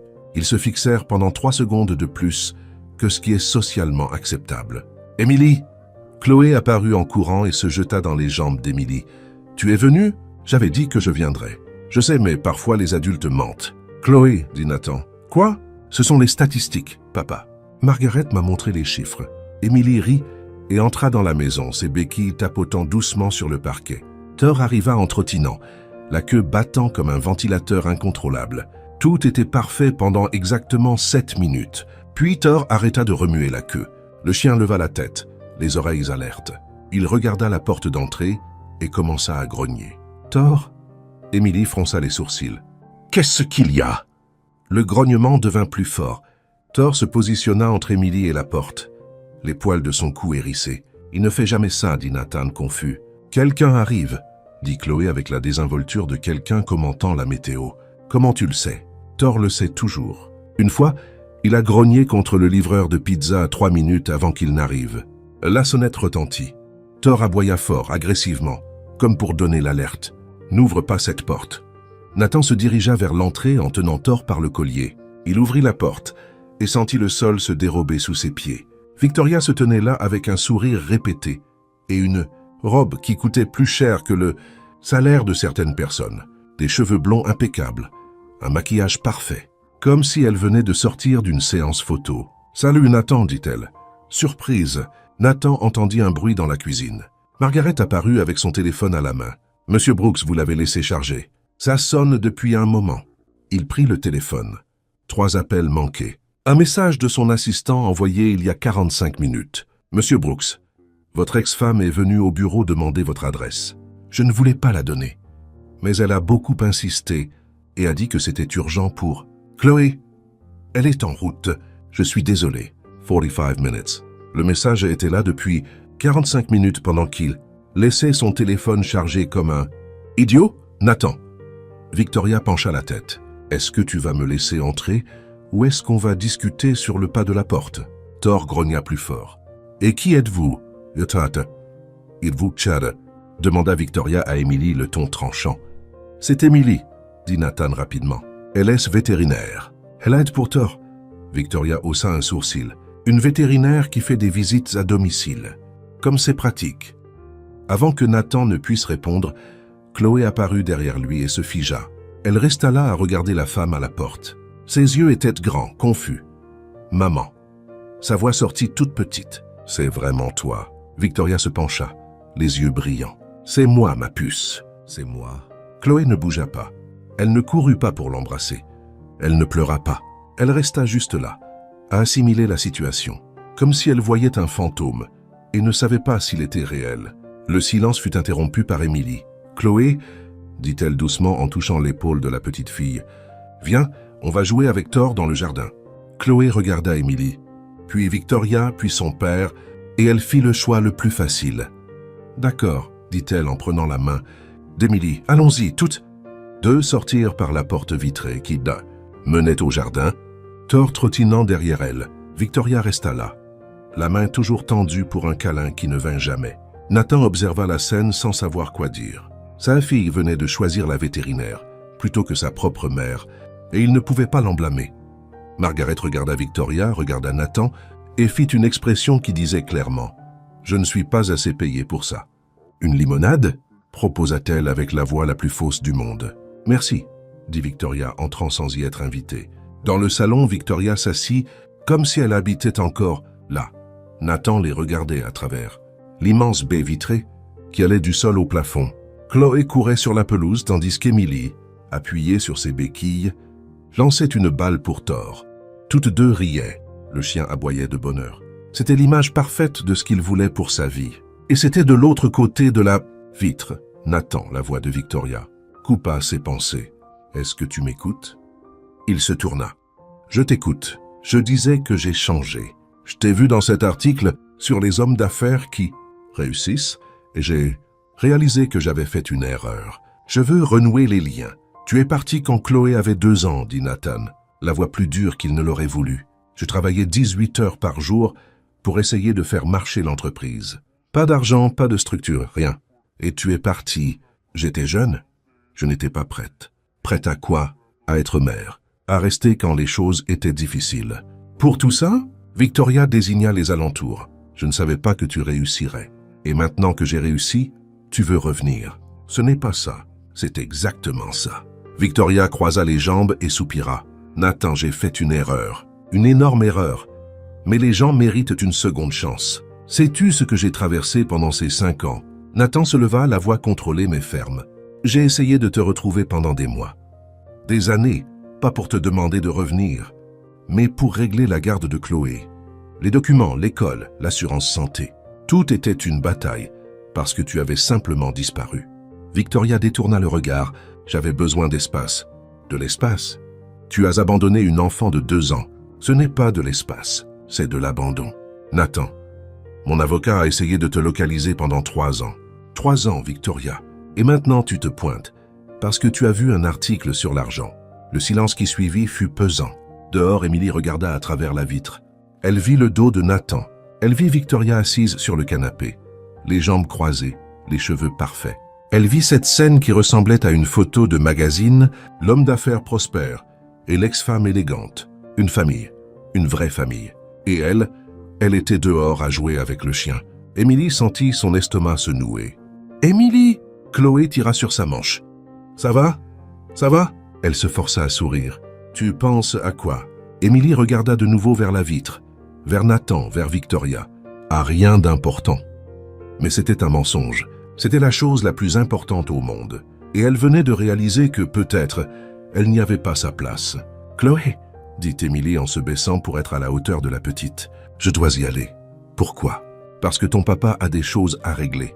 Des choses importantes. Mais toi aussi tu es importante. » Emily sentit ses yeux piquer. « Merci, ma puce. Mais je dois y aller. On se verra un autre jour. D'accord ?» Chloé n'avait pas l'air convaincue, mais elle hocha la tête. Emily l'embrassa sur le front, caressa Thor, ajusta ses béquilles et contourna la maison pour rejoindre sa voiture. Elle ne rentra pas à l'intérieur. Elle ne dit pas au revoir à Nathan. Elle partit tout simplement. Dans le salon, Nathan vit à travers la vitre Émilie traverser le jardin lentement, appuyée sur ses béquilles, seule, ses cheveux flottant au vent, ses épaules voûtées comme si elle portait un poids invisible. Elle monta dans la voiture sans regarder en arrière et partit. Nathan sentit quelque chose se déchirer dans sa poitrine. « Elle est partie », dit-il plus pour lui-même que pour Victoria. « Qui ça ?» La vétérinaire. Nathan ne répondit pas. Il regardait toujours l'endroit où la voiture s'était trouvée, l'espace vide qu'Émilie avait laissé derrière elle. Nathan, Victoria, se leva et s'approcha d'eux. Lui, « Oublie-la, je suis là maintenant. On peut recommencer. » Être une vraie famille. La porte du jardin s'ouvrit. Chloé entra, les yeux rouges. « Émilie est partie, dit-elle, la voix tremblante. « Je sais, dit Nathan. Pourquoi est-elle partie ?» Nathan regarda Victoria puis sa fille. « Je ne sais pas. C'était à cause d'elle. » Chloé pointa Victoria du doigt. Victoria ouvrit la bouche pour répondre, mais Chloé ne la laissa pas faire. « Émilie est bien plus cool que toi, dit la petite, les bras croisés. Elle reste. Elle joue avec moi.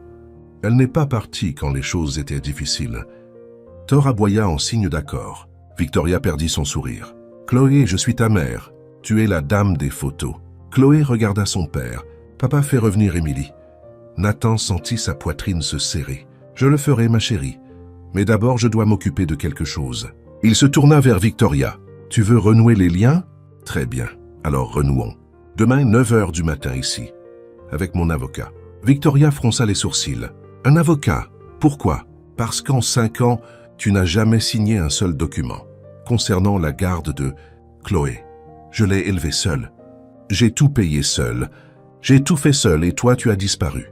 Maintenant que tu es là, tu vas avoir la chance de faire la seule chose décente que tu puisses faire, c'est-à-dire me céder la garde exclusive. » Victoria écarquilla les yeux. « Tu ne peux pas m'y forcer. »« Si, je le peux.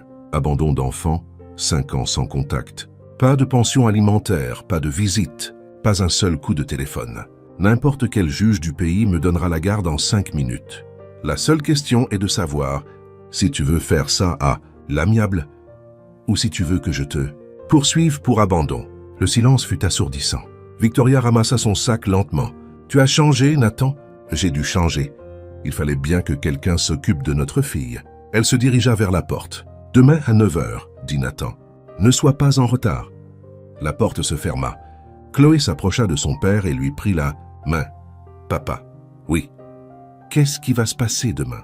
Nathan se baissa et prit les mains de sa fille. « Ce qui va se passer, c'est que plus personne ne pourra jamais t'enlever à moi. Voilà ce qui va se passer. » Chloé sourit. Un petit sourire, mais réel. « Et après, tu iras chercher Émilie. » Nathan la serra dans ses bras. « Après, j'irai chercher Émilie. » Il prit son téléphone et composa un numéro. « Richard, c'est Nathan. Désolé de t'appeler à cette heure. Tu te souviens de ces documents de garde qu'on n'a jamais pu finaliser parce qu'on ne trouvait pas Victoria? Eh bien, elle est apparue. Elle est à Madison. J'ai besoin de toi ici demain à 9 h. On va régler ça une fois pour toutes. » Il raccrocha. Chloé tenait toujours sa main. « Papa. Oui, ma puce. Est-ce qu'Émilie reviendra ?» Nathan regarda vers la fenêtre, le jardin vide. La balle restait sur la pelouse. « Elle reviendra, dit-il. Je le promets, parce qu'il venait de renvoyer le passé. Demain, il allait enterrer ce passé pour de bon. Et ensuite, enfin, il irait chercher son futur. 9 h du matin. » Victoria arriva pile à l'heure. Nathan n'en revenait presque pas. En 5 ans, elle n'avait jamais été à l'heure pour quoi que ce soit concernant leur fille. Mais quand il s'agissait d'argent ou de la possibilité d'en obtenir, elle était là à la seconde près.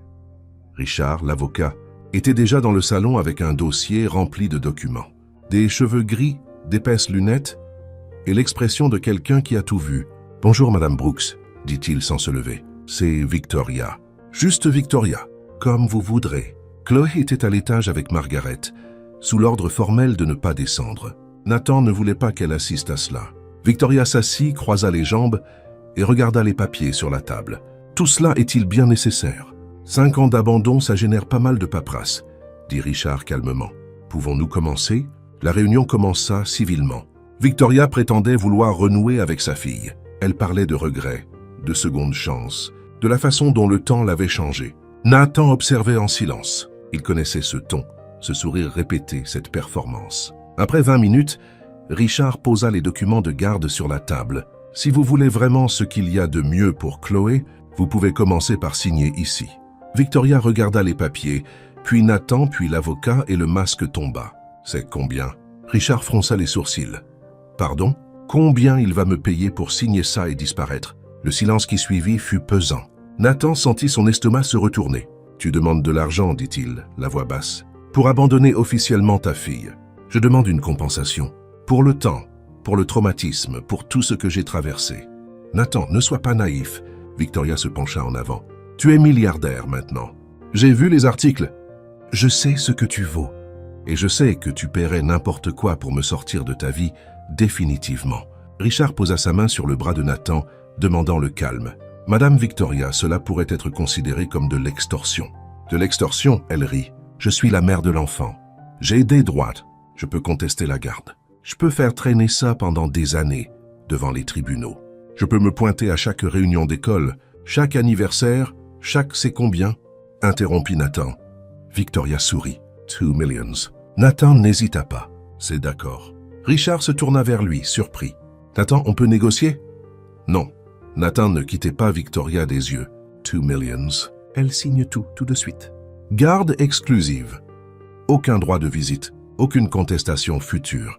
Et si elle s'approche de nouveau de ma fille, je la poursuis pour tout ce qu'elle possède et tout ce qu'elle n'a pas. Victoria cligna des yeux, s'attendant manifestement à une négociation. Tu ne vas pas discuter le montant. La paix de ma fille n'a pas de prix.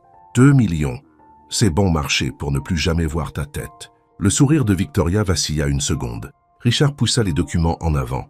Victoria signa chaque page sans lire, rapide, efficace, comme quelqu'un signant un contrat de vente, parce que c'était exactement ce que c'était.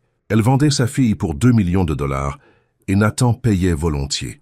Quand elle eut fini, Victoria se leva et ajusta sa robe.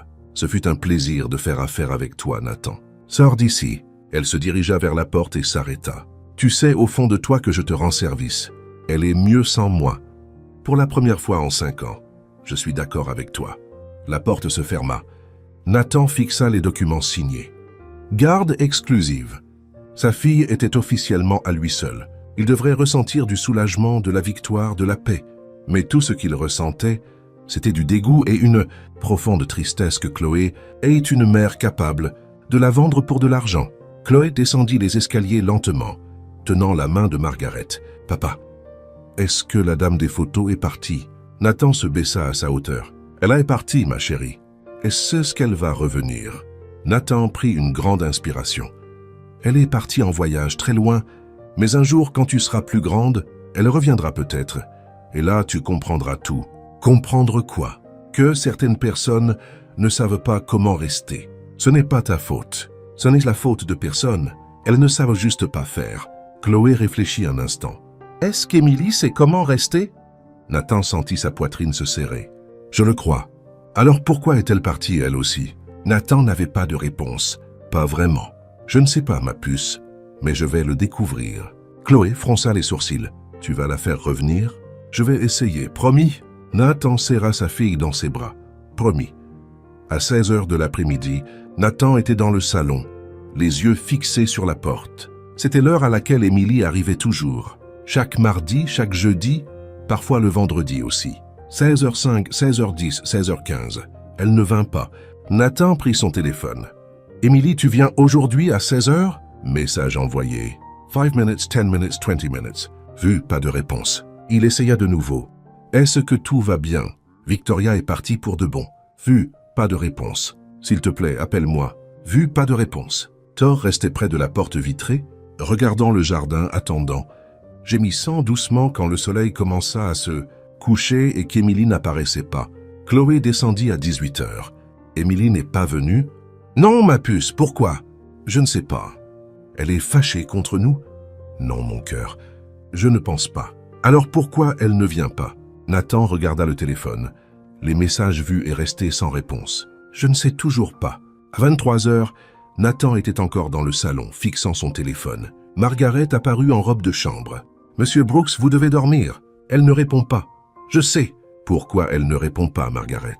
Margaret soupira et s'assit en face de lui. Parce qu'elle a peur. Peur de quoi? De souffrir. De ne pas être assez bien, d'occuper une place qui n'est pas la sienne. Nathan fronça les sourcils. Qu'est-ce que tu veux dire? Elle a vu votre ex-femme, belle, riche, la mère de Chloé.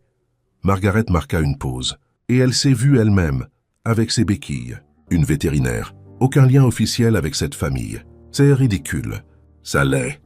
Mais c'est comme ça que l'esprit fonctionne quand on a beaucoup souffert. Elle pense qu'elle gênait, que vous alliez vous remettre avec votre ex, qu'elle n'avait pas sa place ici. Nathan se frotta le visage. Mais la place est la sienne. Elle ne voit pas ça. Elle ne le voit pas, monsieur. Parce que personne ne le lui a jamais montré. Le silence dans la pièce était lourd. « Qu'est-ce que je fais ?» demanda Nathan. « Tu vas la chercher. Elle ne veut pas me voir. Elle croit qu'elle ne veut pas. C'est différent. Et si elle me renvoie ?» Margaret se leva. « Alors vous réessayez encore et encore, jusqu'à ce qu'elle comprenne que vous n'allez pas abandonner. » Elle s'arrêta à la porte. « Savez-vous quelle est la différence entre vous et votre ex-femme? » « Laquelle? » « Votre ex-femme est partie quand les choses sont devenues difficiles. Vous, vous restez. Elle est partie. » Nathan resta assis seul dans la pièce sombre. Maintenant, il comprenait. Émilie n'était pas partie parce qu'elle s'en fichait. Elle était partie parce qu'elle y tenait trop et qu'elle avait peur d'être blessée à nouveau. Il prit son téléphone. « Un dernier message. Je passe demain. Tu n'es pas obligé de répondre. Tu n'es pas obligé d'ouvrir. Mais je serai là parce que je n'abandonne pas. Parce que je ne suis pas comme elle. Parce que je reste. Envoyé. Vu. Pas de réponse. Mais cette fois, Nathan n'avait pas besoin de réponse. Demain, il irait chercher son futur, qu'elle le veuille ou non.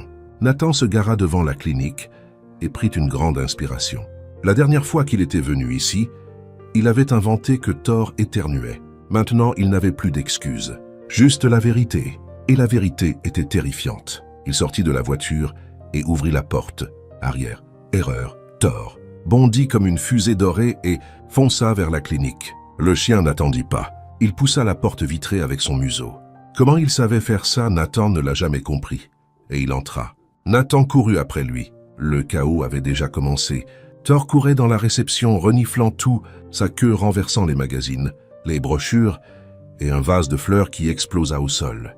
La réceptionniste aux énormes lunettes hurla et bondit de sa chaise. « Monsieur, votre chien. »« Je sais.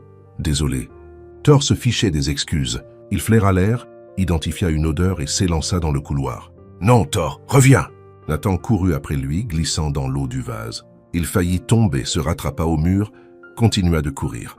Thor s'arrêta devant une porte fermée et commença à gratter, gémissant bruyamment. « Thor, non !» La porte s'ouvrit. Émilie apparut dans sa blouse blanche, avec un chihuahua tremblant dans les bras. Thor vit Émilie. Thor sauta sur Émilie. Émilie perdit l'équilibre. Le chihuahua s'envola. Nathan plongea et rattrapa le chihuahua en plein vol. Un miracle qu'il ne pourrait jamais répéter. Émilie tomba assise par terre avec 40 kilos de Golden, retrievée, lui léchant tout le visage. « Thor, descends !» Nathan essaya de tirer le chien d'une main tout en tenant le chihuahua tremblant de l'autre. Le propriétaire du chihuahua, un monsieur d'environ 70 ans, apparut à la porte. « Qu'est-ce qui se passe ici ?»« Désolé, désolé. » Nathan rendit le chihuahua. « Il va bien, je crois. » Le chihuahua aboya. Thor aboya en retour. Le chihuahua aboya plus fort. Thor interpréta cela comme une invitation au jeu et essaya de sauter sur le monsieur. « Thor, non !» Le monsieur recula si vite qu'il heurta le mur. La réceptionniste apparut dans le couloir. « Je dois appeler la police ?»« Non. » Hurlèrent Nathan et Émilie en même temps. 10 minutes plus tard, l'ordre était partiellement rétabli. Le monsieur au chihuahua était parti, refusant toute excuse et marmonnant des choses sur les fous et les chiens sauvages.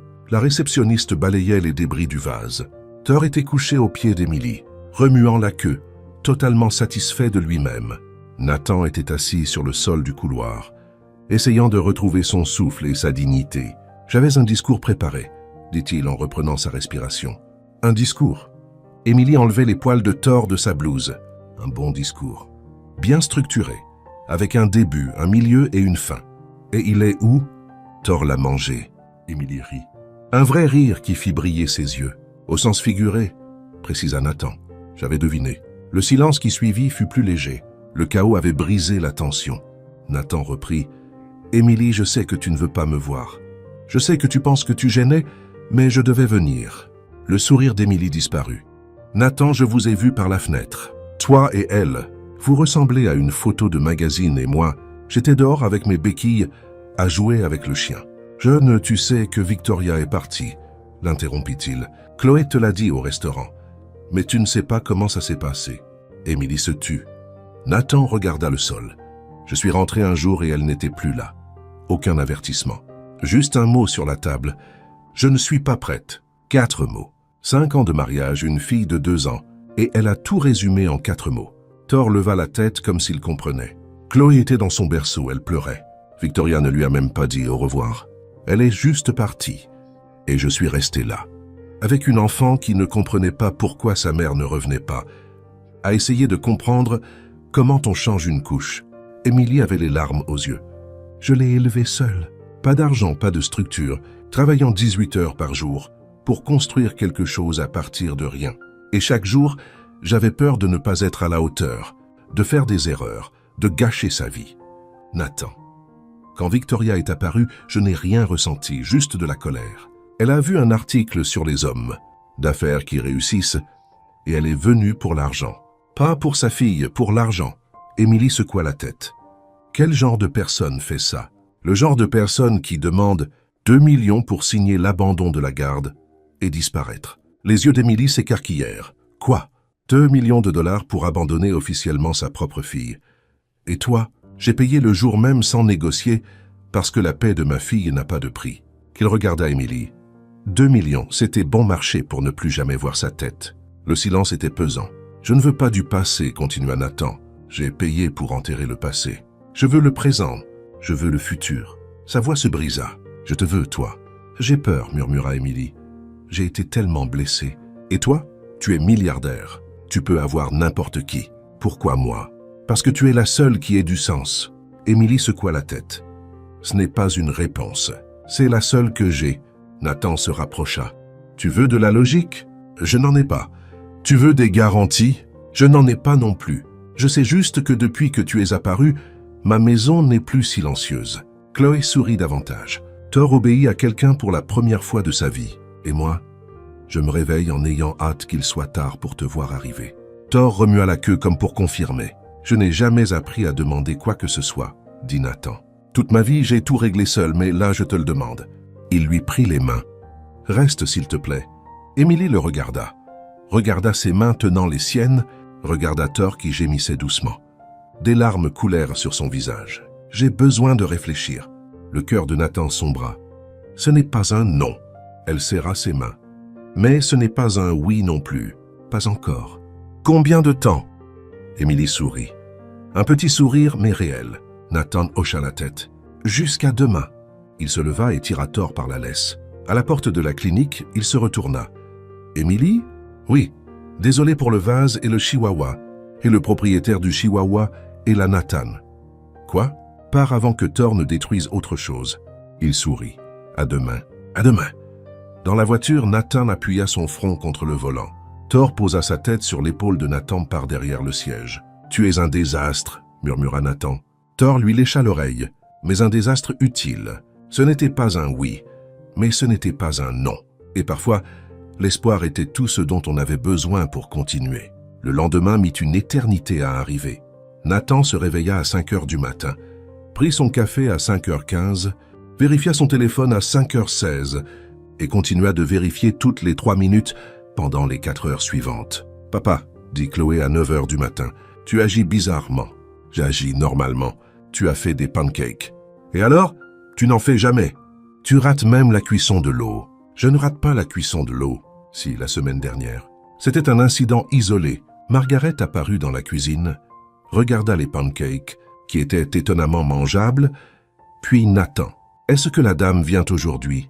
Je ne sais pas. Elle a dit qu'elle venait? Elle a dit à demain. Alors elle vient, ou alors elle a dit à demain juste pour que je m'en aille. Margaret leva les yeux au ciel. Vous compliquez tout, monsieur. La sonnette retentit à 10h15. Thor fonça vers la porte en aboyant. Chloé lâcha sa fourchette et courut derrière lui. Nathan resta paralysé dans la cuisine, tenant une spatule comme si c'était une arme. « Allez-y, dit Margaret. Où vous voulez que j'y aille ?» Nathan lâcha la spatule et y alla. Émilie se tenait à la porte, en béquille comme toujours, les cheveux détachés, sans blouse blanche. Elle semblait plus petite ainsi, plus vulnérable. « Salut !» dit-elle. « Salut !» dit Nathan. Chloé apparut entre les jambes de son père. « Émilie, tu es venue. J'avais dit que je viendrais. Je sais, mais parfois les adultes mentent. »« Je sais. » Émilie sourit, mais moi je n'ai pas menti. Thor sauta sur elle, manquant de la renverser. Nathan tint le chien par le collier pendant qu'Émilie riait et essayait de garder l'équilibre sur ses béquilles. Thor arrête. « C'est pas grave, » dit Émilie en caressant le chien. « Il m'a manqué aussi. » Nathan regarda Chloé. « Ma puce, tu peux aller jouer en haut ?»« Pourquoi ?»« Parce que je dois parler à Émilie, je peux rester. »« Chloé, je serai très silencieuse. Tu n'es jamais vraiment silencieuse. »« Je le suis parfois, Chloé, s'il te plaît. » Chloé soupira dramatiquement. « Très bien, mais tu me raconteras tout après, tout, promis, promis. » Elle monta les escaliers, en faisant le plus de bruit possible, juste pour bien montrer qu'elle protestait. Margaret apparut et emmena Thor à la cuisine. Nathan et Émilie restèrent seuls dans le salon. Ils s'assirent sur le canapé, ni trop près ni trop loin, à la distance exacte de deux personnes qui ne savent pas ce qui va se passer. « J'y ai pensé toute la nuit, » dit Émilie.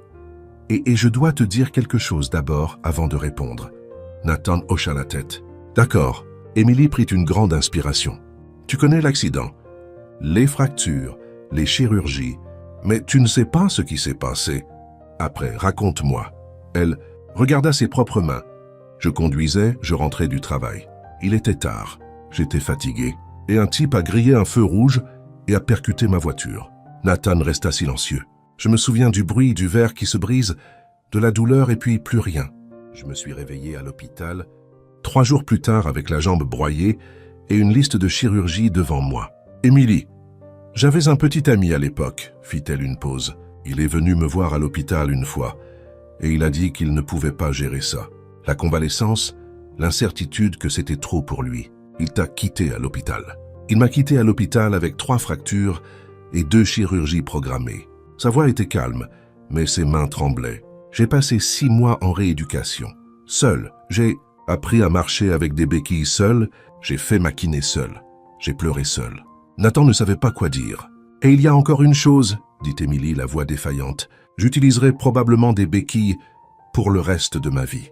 Le médecin a dit que je pourrais m'améliorer, mais que je ne serai jamais normal. Je ne courrai jamais. Je ne marcherai peut-être jamais sans soutien. » Nathan restait silencieux. « J'ai vu Victoria, » continua Émilie. « Belle, élégante, le genre de femme qui va bien avec un milliardaire.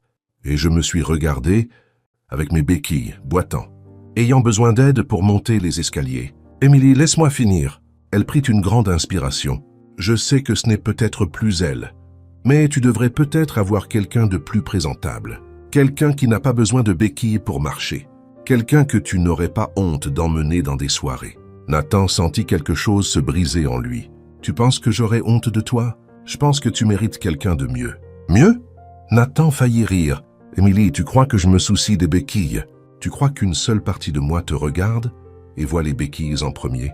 Émilie ne répondit pas. « Je vais te dire ce que je vois. » Il lui prit le visage entre les mains. « Je vois la femme qui a fait sourire ma fille, pour de vrai, pour la première fois depuis des années. Je vois la femme qui a fait obéir Thor pour la première fois de sa vie. Je vois la femme qui me donne envie de me réveiller plus tôt, juste pour avoir plus de temps dans la journée avec elle. » Des larmes coulèrent sur le visage d'Émilie. « Les béquilles, je ne les vois même pas. Je te vois toi, juste toi. Mais les gens vont regarder. Ils vont commenter. Ils vont demander pourquoi tu es avec Nathan, haussa les épaules.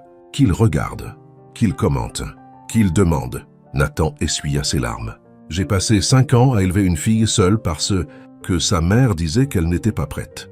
J'ai tenu la main de Chloé pendant chaque cauchemar, chaque fièvre, chaque premier jour d'école. Je ne m'enfuis pas quand les choses deviennent difficiles.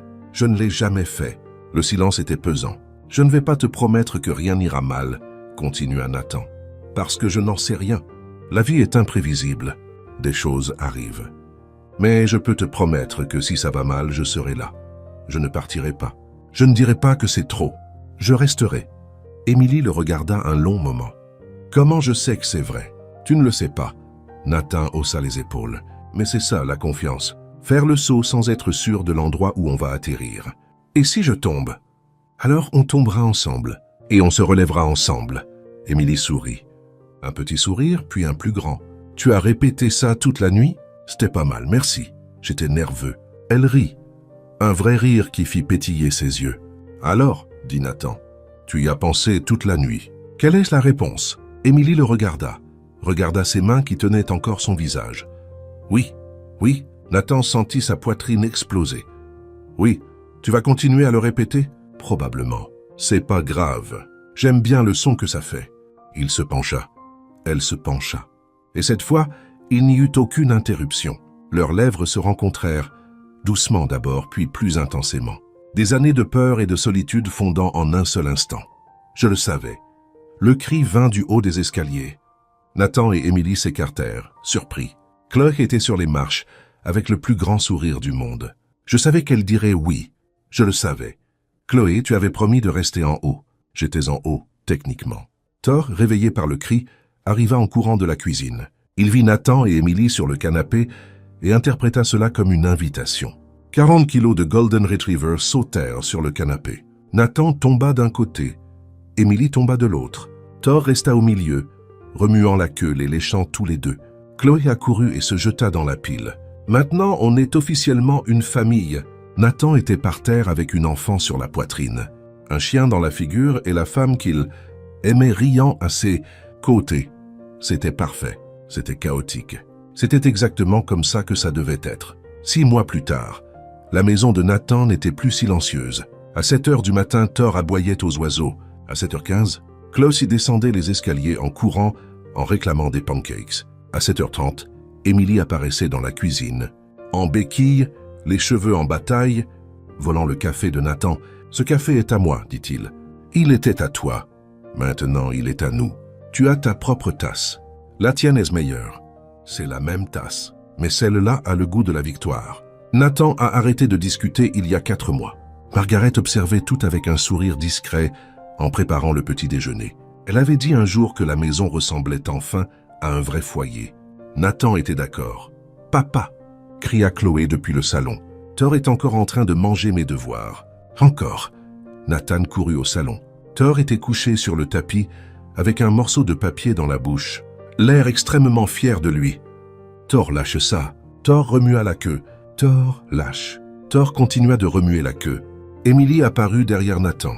« Thor, dit-elle calmement. « Lâche !» Thor lâcha le papier immédiatement. « Comment ?» Nathan la regarda, incrédule. « Comment tu fais ça ?»« J'ai un don. C'est injuste. La vie est injuste. » Émilie ramassa le papier plein de bave et le tendit à Chloé. « Tiens, ma puce. » Chloé regarda son devoir détruit. « La maîtresse ne croira jamais que c'est le chien qui l'a mangé. »« Elle le croira, dit Nathan. J'enverrai une photo de Thor avec son air coupable. Il n'a jamais l'air coupable. C'est vrai, il a toujours l'air fier. » Thor aboya, confirmant ses dires. La routine s'était installée naturellement. Émilie travaillait toujours à la clinique, mais passait ses après-midi chez Nathan. Parfois, elle restait pour le dîner. Parfois, elle restait pour le petit déjeuner le lendemain matin. Petit à petit, ses affaires commencèrent à apparaître dans la maison. Une brosse à dents dans la salle de bain, un manteau dans le placard, sa tasse préférée dans la cuisine. Nathan ne lui a jamais officiellement demandé d'emménager. Elle n'a jamais demandé si elle le pouvait. C'est arrivé, tout simplement. « Papa ?» dit Chloé un soir alors que Nathan l'abordait. « Est-ce qu'Émilie va vivre avec nous pour toujours? Tu voudrais qu'elle vive avec nous? » « Oui. Alors je ferai tout ce que je peux pour que ça arrive. Est-ce que tu vas lui demander de t'épouser ?» Nathan s'étouffa. « Quoi ?» Margaret a dit que quand un homme aime une femme, il lui demande de l'épouser. « Est-ce que tu aimes Émilie ?»« Oui, je l'aime. »« Alors demande-lui. C'est plus compliqué que ça. Pourquoi ?» Nathan n'avait pas de réponse. « Les adultes compliquent tout, » dit Chloé en levant les yeux au ciel. Une semaine plus tard, Nathan emmena Émilie dans le même restaurant que lors de leur premier dîner. Même table, même lumière dorée, même musique douce en fond sonore. « On fête quelque chose ?» demanda Émilie en regardant autour d'elle. « Non. Alors pourquoi sommes-nous revenus ici? Parce que j'aime cet endroit. Tu agis bizarrement. J'agis normalement. Tu transpires. » Nathan s'essuya le front. « Il fait chaud ici. Il fait froid. Je porte un manteau. J'ai chaud facilement. » Émilie le regarda avec suspicion. « Nathan, qu'est-ce qui se passe ?» Avant qu'il ne puisse répondre, la porte du restaurant s'ouvrit. Chloé entra en courant, tenant Thor en laisse, ou plutôt se faisant traîner par Thor. « On est là !» cria-t-elle. Nathan ferma les yeux. « Oh non, non. »« Tu as invité Chloé ?»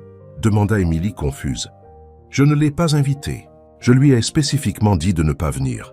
Mais tu avais dit que c'était important. » Chloé s'arrêta à côté de la table, essoufflée. « Je voulais aider. » Thor renifla la table et essaya d'attraper un morceau de pain. Nathan retira le panier avant qu'il n'y parvienne. « Chloé, où est-ce Margaret ?»« Elle gare la voiture. Tu es venue en voiture toute seule avec Thor ? Margaret est juste là. » Chloé pointa l'entrée. Elle ne pouvait juste pas courir à cause de Thor. Thor choisit ce moment pour sauter sur la chaise vide à côté d'Émilie. « Thor, non !» Le serveur apparut avec une expression de panique. « Monsieur, les chiens ne sont pas admis dans le je sais. Désolé. » Nathan essaya de faire descendre Thor de la chaise. Il part tout de suite. Thor ne bougea pas. Il se coucha sur la chaise, comme s'il en était le propriétaire. Émilie riait si fort qu'elle pouvait à peine respirer. « C'est le dîner le plus chaotique de ma vie. Ce n'était pas censé se passer comme ça, dit Nathan vaincu. C'était censé être romantique avec des bougies, de la musique et un moment parfait. Un moment parfait pourquoi ? Nathan la regarda. Puis il regarda Chloé, qui souriait comme si elle savait tout. Puis il regarda Thor qui bavait sur la nappe, et il pensa, si ce n'est pas maintenant, c'est quand ? Il sortit une petite boîte de sa poche.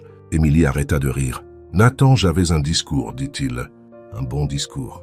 J'ai passé 3 jours à l'écrire, mais Thor l'a mangé. Littéralement, cette fois, il a mâché le papier. Chloé hocha la tête en signe de confirmation. C'est vrai, je l'ai vu. Alors je vais improviser. Nathan se leva et s'agenouilla à côté de la table. Émilie, quand tu es apparue dans ma vie, j'ai cru qu'il n'était question que du chien. Puis j'ai cru qu'il s'agissait de Chloé. Mais il s'agissait de moi. Il s'agissait de moi trouvant enfin quelqu'un qui me donne envie d'être meilleur. Des larmes coulèrent sur le visage d'Émilie.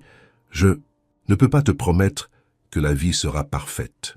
Je peux te promettre qu'elle sera chaotique, bruyante et pleine de problèmes causés par ce chien. Thor aboya, mais elle sera aussi pleine de rire, d'amour et d'une famille qui t'a choisi autant que tu l'as choisi. Nathan ouvrit la boîte. Une bague simple, élégante, étincelante. « Émilie Ross, veux-tu m'épouser ?» Tout le restaurant fit silence. Chloé se tenait les mains contre la poitrine, presque prête à exploser d'impatience. Thor essayait de manger une bougie, mais personne n'y prêtait attention. Émilie regarda la bague, puis Nathan, puis Chloé. « Oui. » Chloé hurla si fort que les autres clients sursautèrent. « Elle a dit oui !» Je le savais. Je l'ai toujours su. Nathan passa la bague au doigt d'Émilie et l'embrassa. Thor, ne voulant pas être en reste, sauta de sa chaise et renversa Nathan au sol. Émilie tomba sur eux deux. Chloé se jeta dans la mêlée. Margaret, qui venait d'arriver, regarda la scène et secoua la tête. « Je ne suis vraiment pas assez payée pour ça », murmura-t-elle, mais elle souriait. Plus tard cette nuit-là, après que le restaurant leur a poliment demandé de partir, après que Thor a détruit un autre arrangement floral, après que Chloé s'est enfin endormie sur la banquette arrière de la voiture, Nathan et Émilie se tenaient sur le pas de la porte de la maison. « Merci, dit-il. Pourquoi ?» Pour avoir dit oui. Émilie lui prit la main. « Merci d'avoir demandé. » Ils entrèrent dans la maison. Thor courut vers son panier. Margaret monta dans sa chambre. Nathan porta Chloé endormie à l'étage. Quand il redescendit, Émilie était dans la cuisine, regardant la table à manger. « Qu'est-ce qu'il y a ?» demanda-t-il. « Rien, juste elle sourit. Tu te souviens du premier jour au restaurant ?» Chloé criant pour que je m'assoie avec vous. Je m'en souviens. Elle a dit, il y a une place à table. C'est ce qu'elle a dit. Émilie le regarda, les yeux brillants. Maintenant, j'y crois enfin. Nathan la serra dans ses bras. Et là, dans cette cuisine, avec le chien ronflant dans son coin et sa fille dormant à l'étage, il comprit enfin. La famille, ce n'était pas une question de sang. C'était une question de qui restait. Et Émilie allait rester pour toujours. Et c'est ainsi qu'une vétérinaire en béquille, un milliardaire qui ne savait pas comment demander, une petite fille de 7 ans sans filtre et un golden retriever de 40 kilos prouvèrent que la famille n'est pas une question d'origine, mais de savoir qui choisit de rester. Qu'avez-vous pensé de cette histoire? Laissez votre avis en commentaire. Sur une échelle de 0 à 10, quelle note donneriez-vous à cette histoire? Abonnez-vous pour plus d'histoires. Merci. Stop picking. Yeah, especially when we got info on A and middle that there's nobody. It has to be B, Renner. Aber ist fein. Ich habe vorhin auch die Klopf nicht gut. Passt schon. Die Spinnen, meine Endgegner. Eklig die Tiere. Was sind das für Tiere?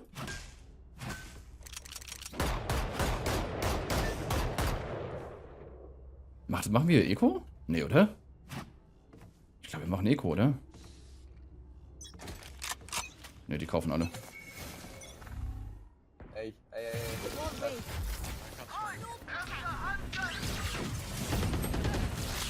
He just survived.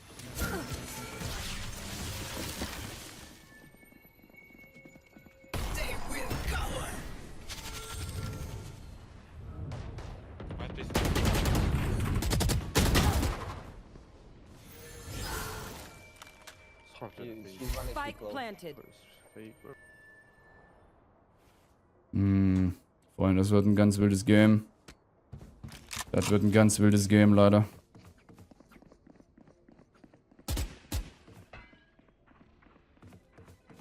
Jet is still on A, so we just got 4 on B.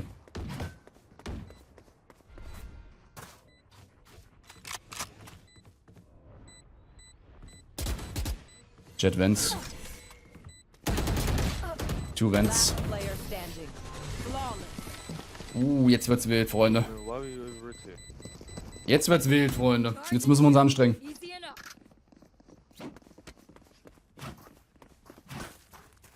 Now we need to focus. Jetzt haben wir halt wieder nur so ein Halfway, ne? Eieiei. Ja. I think we need 1 Eco, maybe. Wir müssen von Behind spielen, wir haben keine Wahl. Okay, kommt. Sheriff-Gesicht, auf geht's. By the way.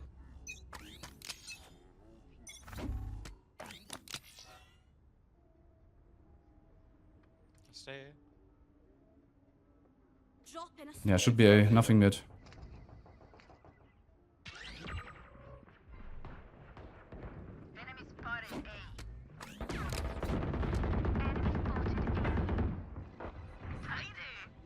Just old neon, man. We have against 4. Take my shot.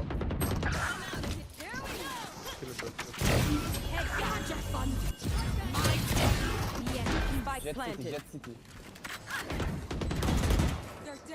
One enemy remaining. Nice, well done. Stark, Klauf, da direkt wieder aus der Ult zu gehen. Kann defuse. Stark, mein Freund. Oh, ist er diffusen? Okay, bin da. Thank you. Roger that, guys. I got it. We cannot let them unweave our world.